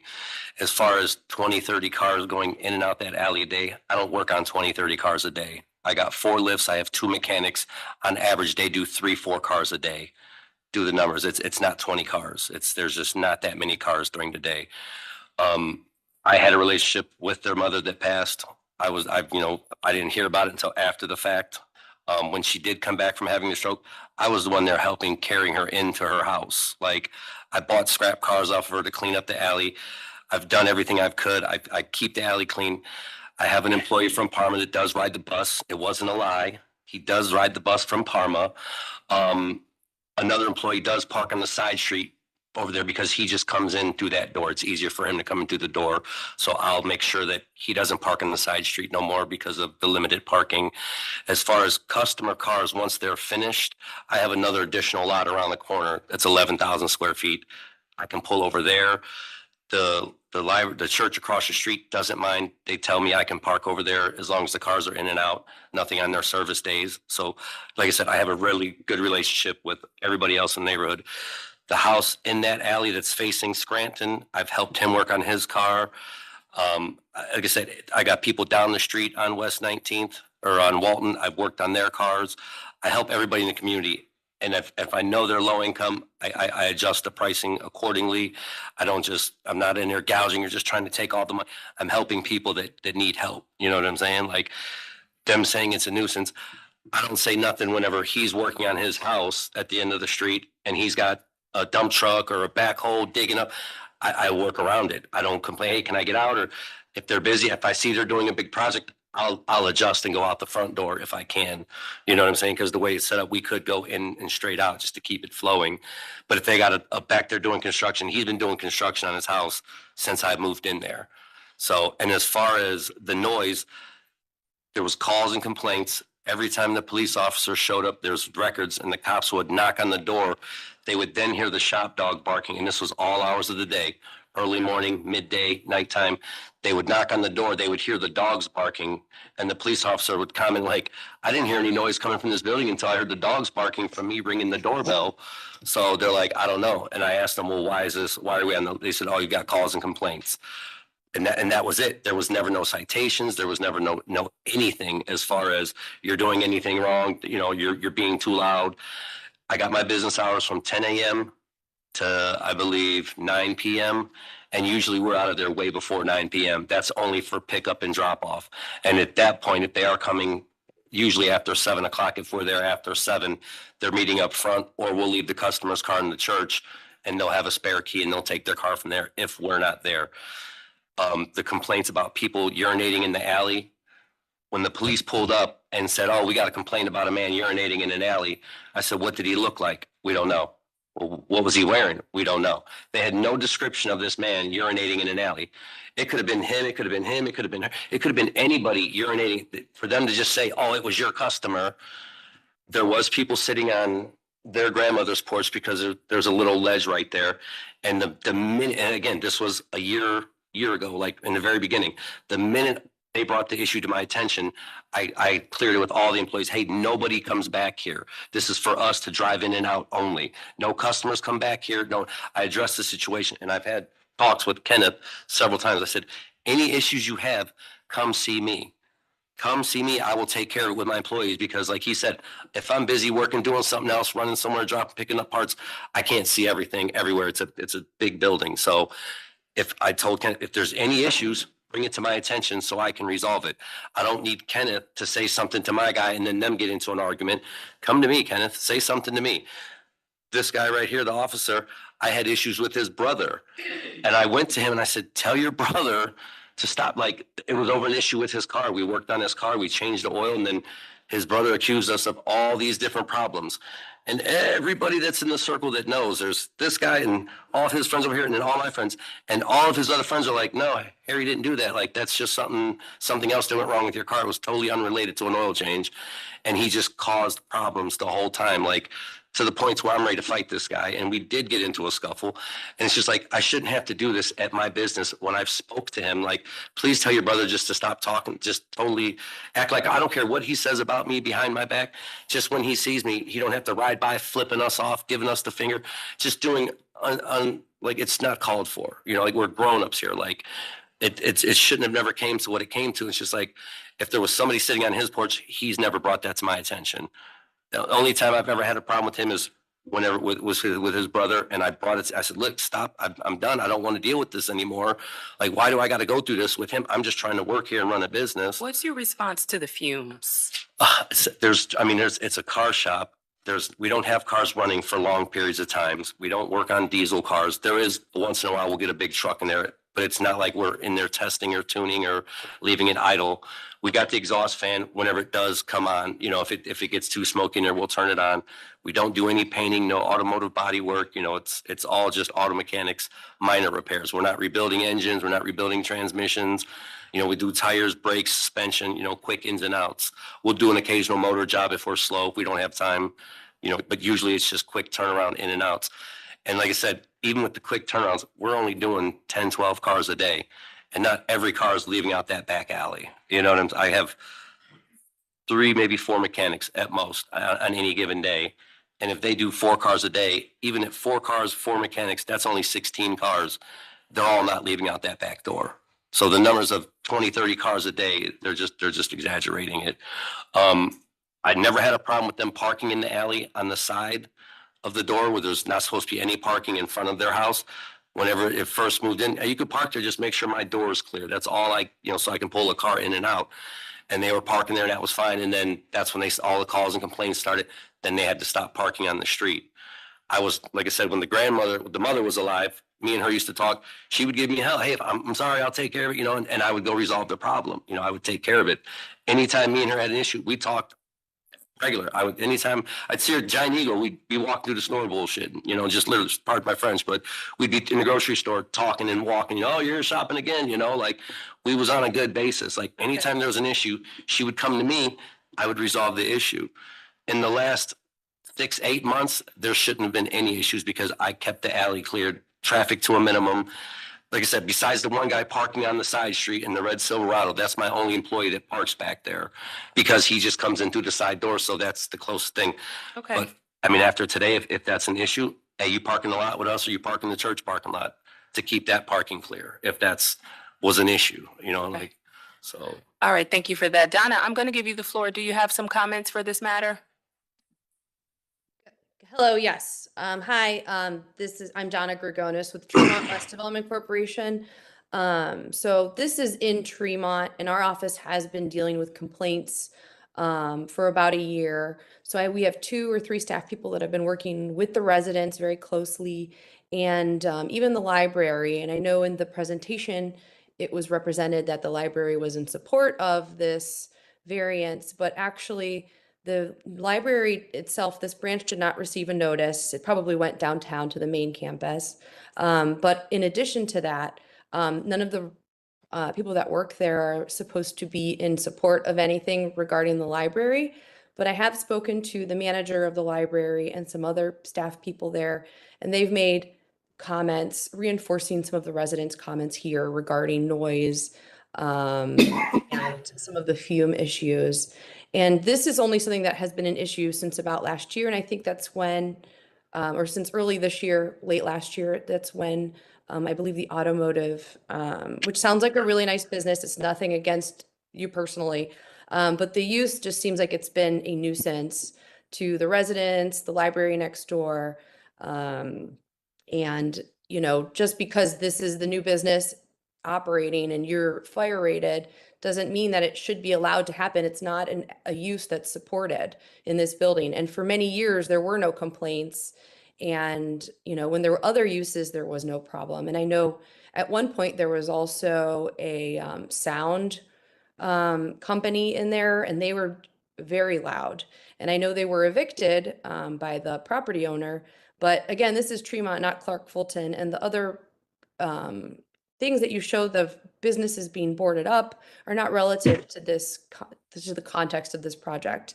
And the automotive shop in Ohio City is a very different context as well. I used to do the same job there, never heard any complaints about them ever. So I just want to say that this has been a very large nuisance. We've been working with the councilwoman's office for about a year, still getting complaints from residents. And the police have been working with them as well. And I know some of the nuisances have been cut down, but I just want to add that the board please take into consideration the residents and, please consider somehow working through this so that I know it's difficult, but somehow a win-win situation. Just because someone puts in a business that is there and operating doesn't mean that it gives it the right to continue, because the property owner could put something else there. And it seems like the business owner could move to another area if his business is that good. So thanks for hearing. All right. Thanks. Donna. Attorney Petropoulias, I'll give you an opportunity to give additional comment on behalf of your client. Thank you. Just briefly, I want to go back to the hardship. The hardship, this is a unique space. It's a large space. if this unit goes vacant, there will be a hardship to the owner. And I believe it will also be a hardship to the community to have a vacant space, because that attracts, could attract homeless people, will end up with a lot of junk and debris in the neighborhood. And then I believe that will not benefit. I think this, I don't think my client's going to find another print shop. I don't think my client's going to find another similar business that would conform to the use of that zoned area. I just believe that the hardship will be immense to my client. We have somebody here who is working to minimize the effect on the community, is being receptive. I don't know if Ms. Grigonis has reached out to the owner or the tenant to try to work through it, but that is something that would be willing to do. But just believe that this hardship would be immense on my client if this space goes vacant, because I do not believe it will be easily rentable. And I don't believe that will serve the community to have a commercial business closed down. Thank you. All right, thank you for that. Any comments from city planning? Good morning. My name is Xavier Bay, representing City Planning. So there is a lot to this case, as you've heard. We would not be in support of a proposition like this. I believe there are some links that the applicants can attempt to make this more contextual to the residential neighborhood that it's in, like such as closing some of the bays that are facing some of the residential context, putting up more screening measures, things of that nature. But we would not generally support a proposition like this. We believe there's other opportunities that the land can be used for that are less intensive uses and more contextual to the neighborhood around it. Thank you. All right, thank you for that, Mr. Bay. I would like to see an aerial, and I'm not sure if there's one in the presentation, but can you orient us as to where the residential uses are as it relates to this particular building? I mean, I know there's like a library and a church nearby, but where are the residents in relation to this? Yeah, so I'll flip between the zoning aerial and the Google Earth View aerial. So the area highlighted in the blue rectangle is the conglomerate building that's been added on since the early 20s. And so the the neighbors that you hear today are mostly up and down the court here of 19th. And so the surrounding brown area is the multifamily residential district. The pink you see down here and along West 25th is local retail business. And there's a small section here of legacy industrial zoning. I'll flip back to the aerial view from Google Earth, and you can see the pin here is the property in question. The residential district in brown is basically north of the screen and east of the screen. And then the local retail business district you saw is more the area fronting Clark Avenue and West 25th. And then the small semi-industry legacy district is along Twinkie Lane. Does that assist? That's really helpful. Now, in terms of scale, is this more than 10 feet away from the residential setting? So the property in question is within a multifamily district and is directly abutting a multifamily district. We don't have exact measurements for you today. Okay, this is Building to building, but parcel line to parcel line is typically what the zoning code would reference when it's mentioning abutting district. Okay, that's super helpful. Thank you so much, Mr. Bay. Any other questions from the board? I guess, Madam Chair, just a question around the practical difficulty if the variances are denied today. It would be, we have a large building, taxes to pay and bills to pay. So it would be an economic hardship. And I think that this business has really worked hard to fit into the community and service them. So I think it would be a loss for all of the things that they offer as well, on top of fixing cars, cleaning up and servicing their customers. All right. Any other questions? I'm sorry. Wait, hold on a second. We might need the applicant to speak up. It's kind of hard to hear. Okay, my reporter can't hear you. Can you speak a little bit louder? Oh, sure. I just said that it would be an economic hardship if the business had to close. And I think it would be a loss to the little louder. community. And it would be a loss to the community for the extra things that this tenant offers in terms of cleaning up and taking care of the neighborhood. Okay, other questions? Were you going to? What if we was able to figure out where we didn't use that door, totally eliminate it from the equation? I'll have zero traffic coming in and out that alley besides walk up for the door because we have a man door there. And then just all the traffic will come through Scranton side only. Would that be something we could work out? So the problem is, I'm not sure if it's just the door that is creating the problem. There are several conditions that must be met. Can we put the legal standard on the screen, please? Okay, and so if you look on the right side of the screen, there's a number of conditions that must be met in order for this variance to be considered. And I just don't think you can get around some of them. So specifically number 2 and 3, those create a problem. And based on the testimony I've heard, I'm not sure there's any workaround for that. But if we look at number 1, I think you've also spoken that there's really not necessarily room to put a fence. So then that puts you 3 of those factors not met, and they are requirements. So that puts us kind of in a tough spot. So I'll call to the board for any additional questions. If there are no questions, I'll entertain a motion. Madam Chair, I do have a question. So I don't think I heard concretely when the print shop closed and how long was how long was the business vacant between the time the print shop closed and Mr. Homick's business opened? So it was a process to close it. I mean, we're still honestly dealing with other parts of the business to close, but in terms of this section of the building, we closed like 2019, 2020 with COVID right around then the world shut down, which really slowed down our process. And the people we had contracted with to help us with that. And so we ended up meeting Harry in 2022 and he came on in I think it was 3. I think it was but 23. yeah, but your business didn't really open Until until 20, like, yeah. so he had been helping us to move the equipment out and sell the equipment prior to his business opening in the building. So, does that answer your question? It does. I think my follow-up question is, was there any attempt to identify any other potential businesses to move into the space prior to Mr. Homick? For this particular, so we have other spaces that we're working on filling. So we do have other people that we have talked to for our other spaces, but we felt like Harry was established and, you know, doing good things for the community. So we felt like this was a good thing to bring to the board for conversation. All right, any other questions from the board?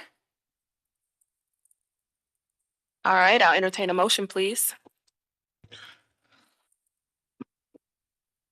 Madam Chair, motion to deny calendar number 25-212 based on today's testimony and feedback from the residents as well as from the recommendation from our city planning department. All right, thank you for that, Mr. Madison. Do we have a second? Board Member Roca, I second. All right, thank you, Ms. Roca. Can we call the vote, please? Ms. Holzer? Yes. Ms. Roca? Yes. Mr. Madison? Yes. Ms. Wilson? Yes. Calendar number 25-212 is denied. This decision will be ratified next Monday and we will send the appellant a letter.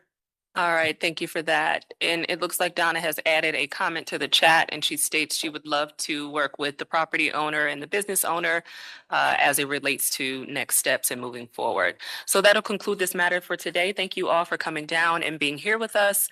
Good luck moving forward. We're going to call the next case. And we'll take a brief recess while we clear out the room here. Thank you, everyone. Thank you, Donna.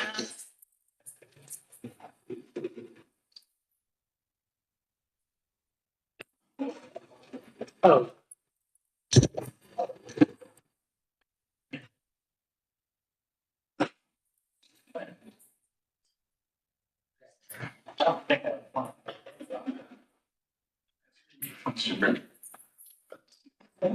Just saw your phone in every hand. Oh.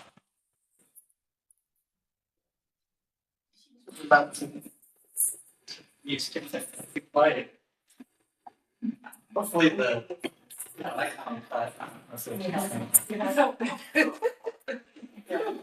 Fine.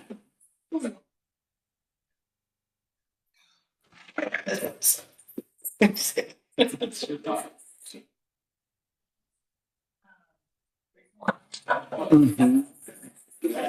think she said. You get it. I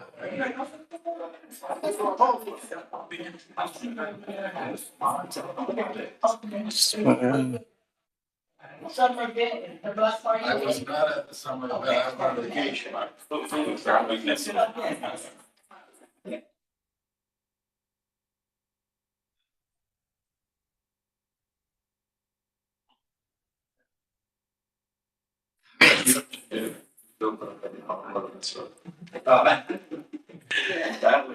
Yikes. All right. Do we have everyone back? I think I'm the only one left. All right, we're going to call the meeting back to order at 11:18, and we're going to call our final two cases, calendars number 25-213 and 214, and I'll have Ms. Hoser read in these cases. Our next two cases are calendar numbers 213 at 10529 Mount View Avenue and calendar number 25-214 at 10601 Mount View Avenue. And I believe there are the same code sections for both. So Destined for Greatness Entertainment owner proposes to erect a two-story frame, two-family residence with detached garage in an A1 one-family residential district. The owner appeals for relief from the strict application of the Cleveland Codified Ordinances as stated in the agenda and the public record, of which, again, there are 4, and I believe there are 4 identical code sections for both cases. And with that, I will hand it over to Mr. Madison for the oath. Thank you. Thank you. At this time, we'll swear in all those who are present for this case. If you'd like to speak, please come forward. We'll start in the room and then move online. Do you swear and affirm that the testimony you're about to give is the whole truth and nothing but the truth? Please say your name, spell your name, provide your address for the record, and I do. We'll start with you, sir. Thank you. I do. Paul Began, last name B as in boy, Eegan, Began Architectural Design, 15703 Madison Avenue. Good morning, everybody. My name is Quentin Green, Quinton, Green, Green. Address 7971 Oak Ridge Drive, Concord Township, Ohio. I do. Councilwoman Deborah Gray, DEBORAHGRAY, 601 Lakeside Avenue. Thank you. Is there anyone else that would like to speak for this case? Seeing none, Madam Chair, I'll turn it back to you. All right, can we have history of the properties, please? Thank you, Madam Chair. There's been no change in the zoning since 1929. I think the most pertinent information for these two addresses is that for the address of, I apologize, for 10529 Mount View, a permit was issued to demolish a one-story dwelling in December of 2015. And then for the address of 10601 Mount View, a permit was issued to demolish a single-family dwelling in October of 2009. That's all that I have. Thank you. All right, thank you for that. Can we have legal, please? Madam Chair, members of the board, appellant is requesting a use variance and area variances from the maximum gross floor area and lot square footage requirements of the zoning code. To obtain the use variance, appellant must prove that denying the request will result in an unnecessary hardship particular to the property, such that there will be no economically feasible use of the property without the variance, will deprive the appellant of substantial property rights, and that granting the variance will not be contrary to the purpose and intent of the zoning code. To obtain the area variances, appellant must prove that denying the request will create a practical difficulty not generally shared by other land or buildings in the same district, will deprive the appellant of substantial property rights, and that granting the variances will not be contrary to the purpose and intent of the zoning code. And that's the same for both of them. All right, thank you for that. We'll turn to the project team. I assume you'll speak first.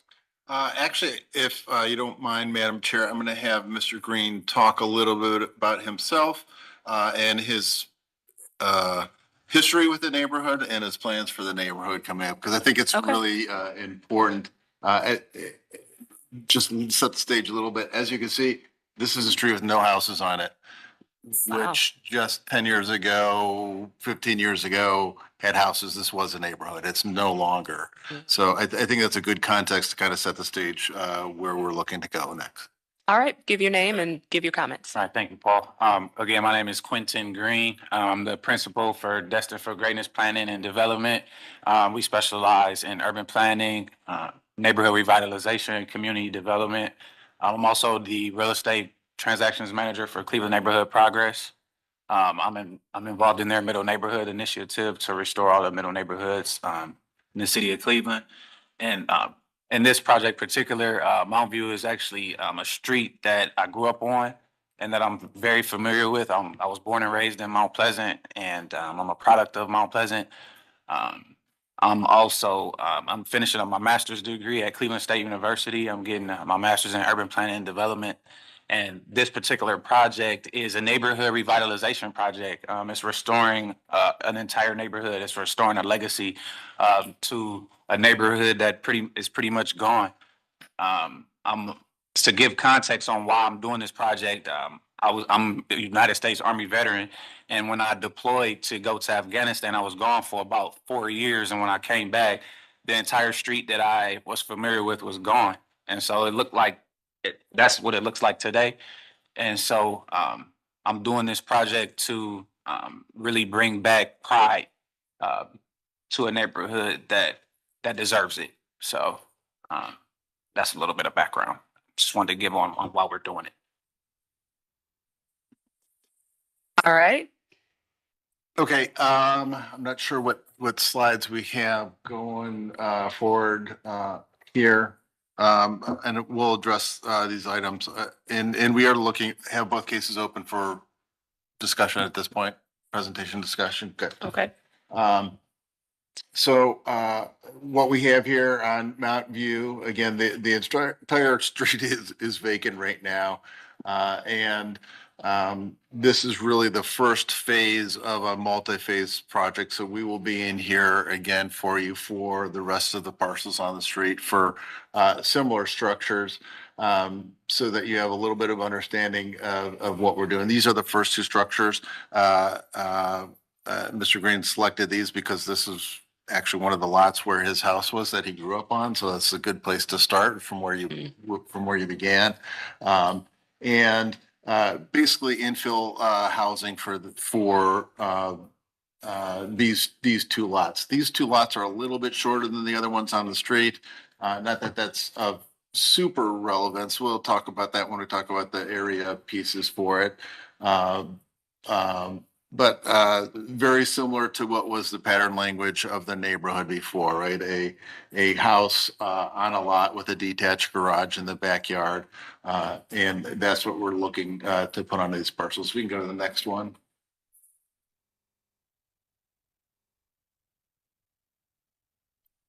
So here's what we're thinking about looking in again, with the architecture, doing something a little bit traditional so that it fits in with what was the parent language of the neighborhood before, making sure that we have a front porch, do a little bit modern detailing so we're not trying to be historic in any way, shape, or form, but working within the context of the neighborhood.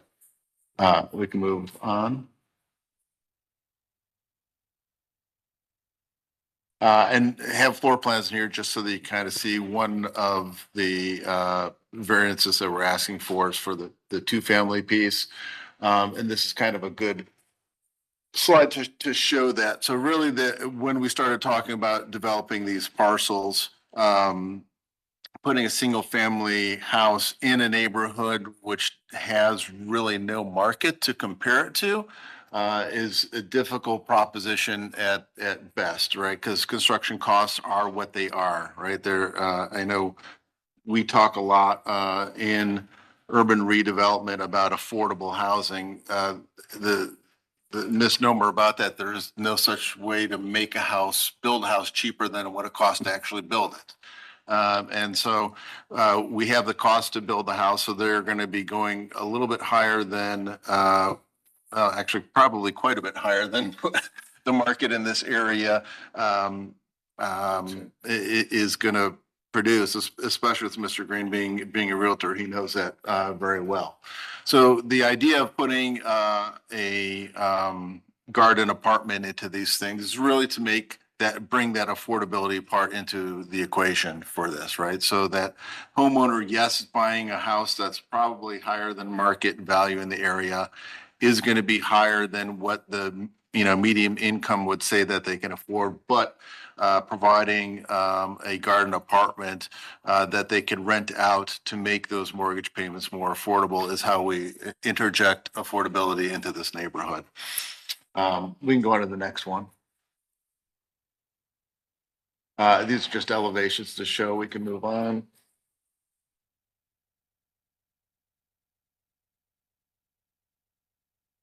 Front, back, we can move on.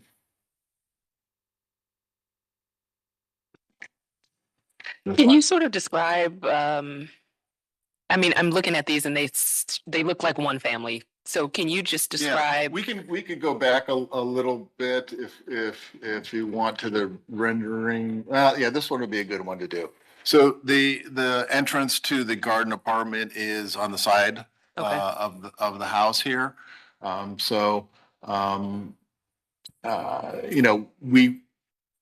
Again, when we approach this, the design of the house into the neighborhood, we wanted to fit it within the context. The other piece about the zoning piece for this district, and I'm not sure, normally I think you guys put up, hey, here's what the zoning is around here. This is a sea of two-family zoning in this entire neighborhood, except for this street and Park and Hill, Kingsbury, right? These two little streets, is kind of weird that everything around is all two-family except for these.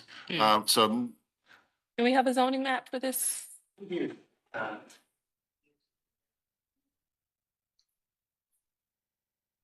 Like I can elaborate a little further. The lighter yellow is actually single family zoning. Yeah. And then the tint of yellow is the two family district. Yeah, and it, I wouldn't ask that we do it, but Mr. Bay, I'm sure will be able to tell us. If you zoom out a little bit, really, it's Mountain View and Park Heights is the only single family. The rest of it is really, the whole neighborhood is two family. So Okay. it is a little bit of an oddity, and that we're starting from scratch here. Again, the intent for the design, to answer your question, right, is to make it look like a more of a single family house, and providing that opportunity to have some rental income to make them more affordable. Okay, so there's separate entrances Correct. for each unit. Okay, Correct. perfect. And just a side comment, I did pull up the Google Maps from 2009. And the street was absolutely not as hollowed out as it is Yeah. today. But also commending the design, because it looks like what was there in 2009. So. Oh, he sent me a this is picture of great. his house. Oh, nice. I love I don't know that. if you saw the yellow door. There's a nod to, I don't know if the pictures you had were in color or not, but. Nice. All right, Councilwoman, do you want to give comment? Yes, I just want to say that I am in supportive of this housing affordable project that's coming into Mount Pleasant, a neighborhood. That street is basically abandoned. However, there is two structures on that street. Those two structures are abandoned too for many, many years. So moving forward, they might be, I can't say it, I don't work in building and housing, but those two houses been in a deplorable position for many, many years, and they have not been yet. They probably are in the condemnation. I have to look at my list, but I know those two houses will eventually be gone, or maybe perhaps Mr. Quentin will probably rehab those two. Hopefully, we're going to have a whole new look. But just to say the least, that I am in support of building the neighborhood back. And that is important to the residents. Mr. Green gave a block party in summertime, and it was really the block party brought in a lot of residents in that community. So they are happy and pleased to see that housing will be coming back in their neighborhood around Park Edge, down Kingsborough Avenue, around Kingsbury, that will pull in that entire community as a neighborhood again, as well as we just had Academy Hope. Hope Homes was just built from CHN Housing down on Kingsborough, the further end from 126 to 135th.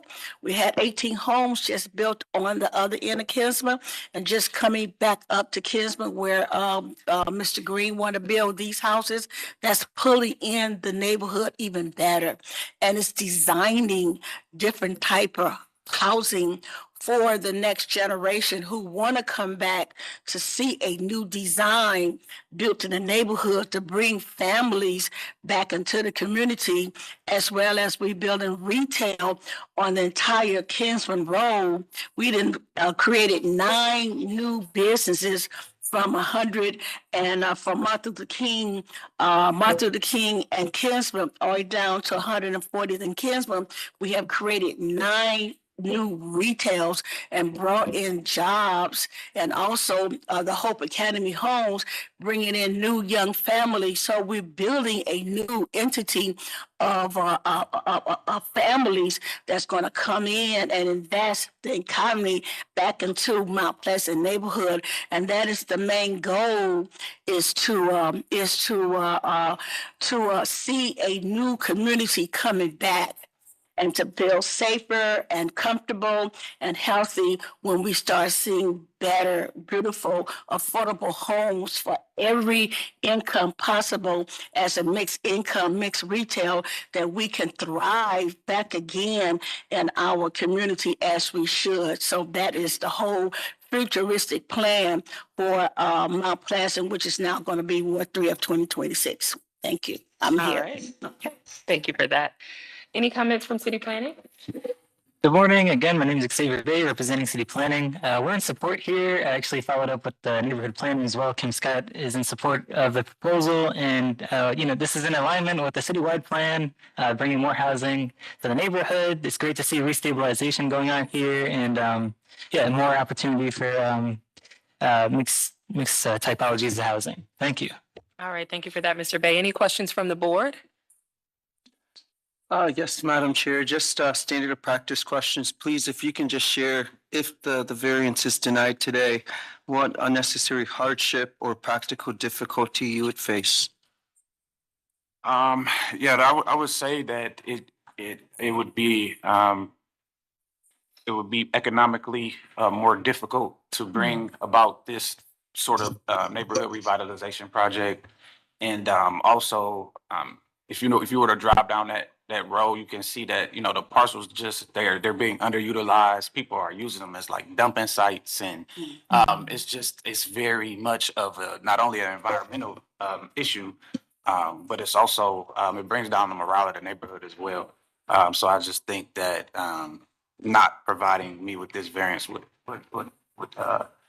be counterproductive in the mission that we have to restore our neighborhoods. Thank you. All right. Anything to add to that, Mr. Beacon?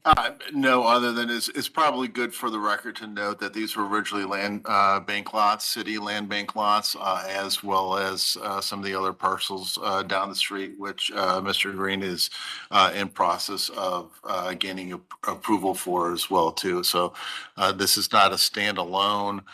This is probably how the land bank process should work, right? Have underutilized land that gets moved over to developer who can come and reestablish a neighborhood. So I think this is one instance where I think things are going the way they should. Hopefully, should the board concede to approve these variances. Okay. And then can I just have you speak to the area variances and why they're needed and why you couldn't build according to the code? Absolutely. Thank you, Madam Chair. Yes, as far as the lot sizes, we're stuck with those. I think saying, hey, we're going to consolidate and split up the parcels so that there's less parcels there to meet a minimum variance for the lot size, I think is probably, I don't know. I think this board knows I'm here a lot, and this is probably on every single one of the ones that I do what I do. And I understand from talking with Mr. Bay that there's discussions about maybe fixing that. That would be a good thing. As far as the size of the house on the lot, I think you can see from the site plan, it is relatively in alignment with what the pattern language was before, and is also in the neighborhood. The houses are a little bit bigger because we did want to make sure that we had 3-bedroom, 2.5-bath homes, right?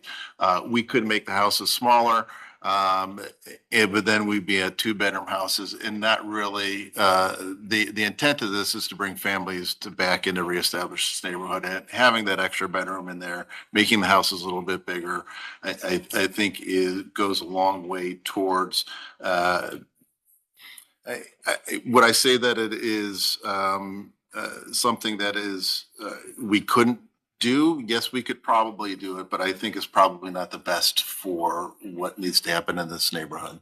Okay, thank you. Very helpful. Any questions from the board?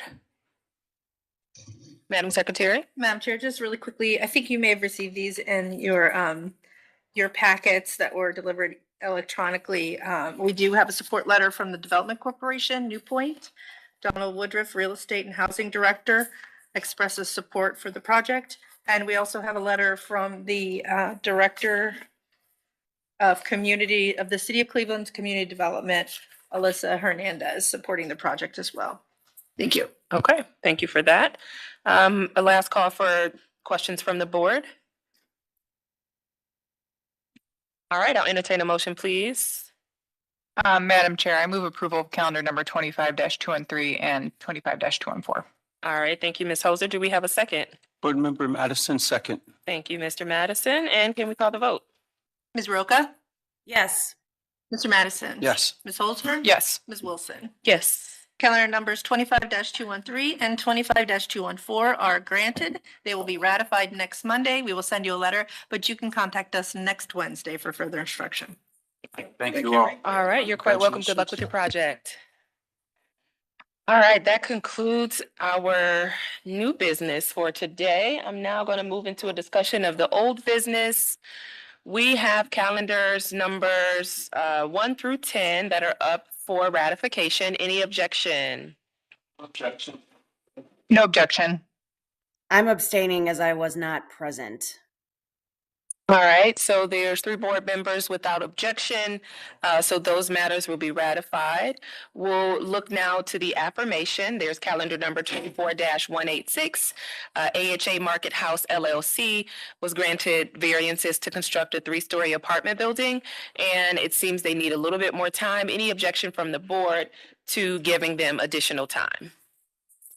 No objection. No objection. All right, that will be affirmed without objection, and that concludes our old business. It is now 11:40, and we are adjourned. Have a great day, everyone. Happy Thanksgiving. Yeah. Happy Thanksgiving, everyone. Thank you. Same to you.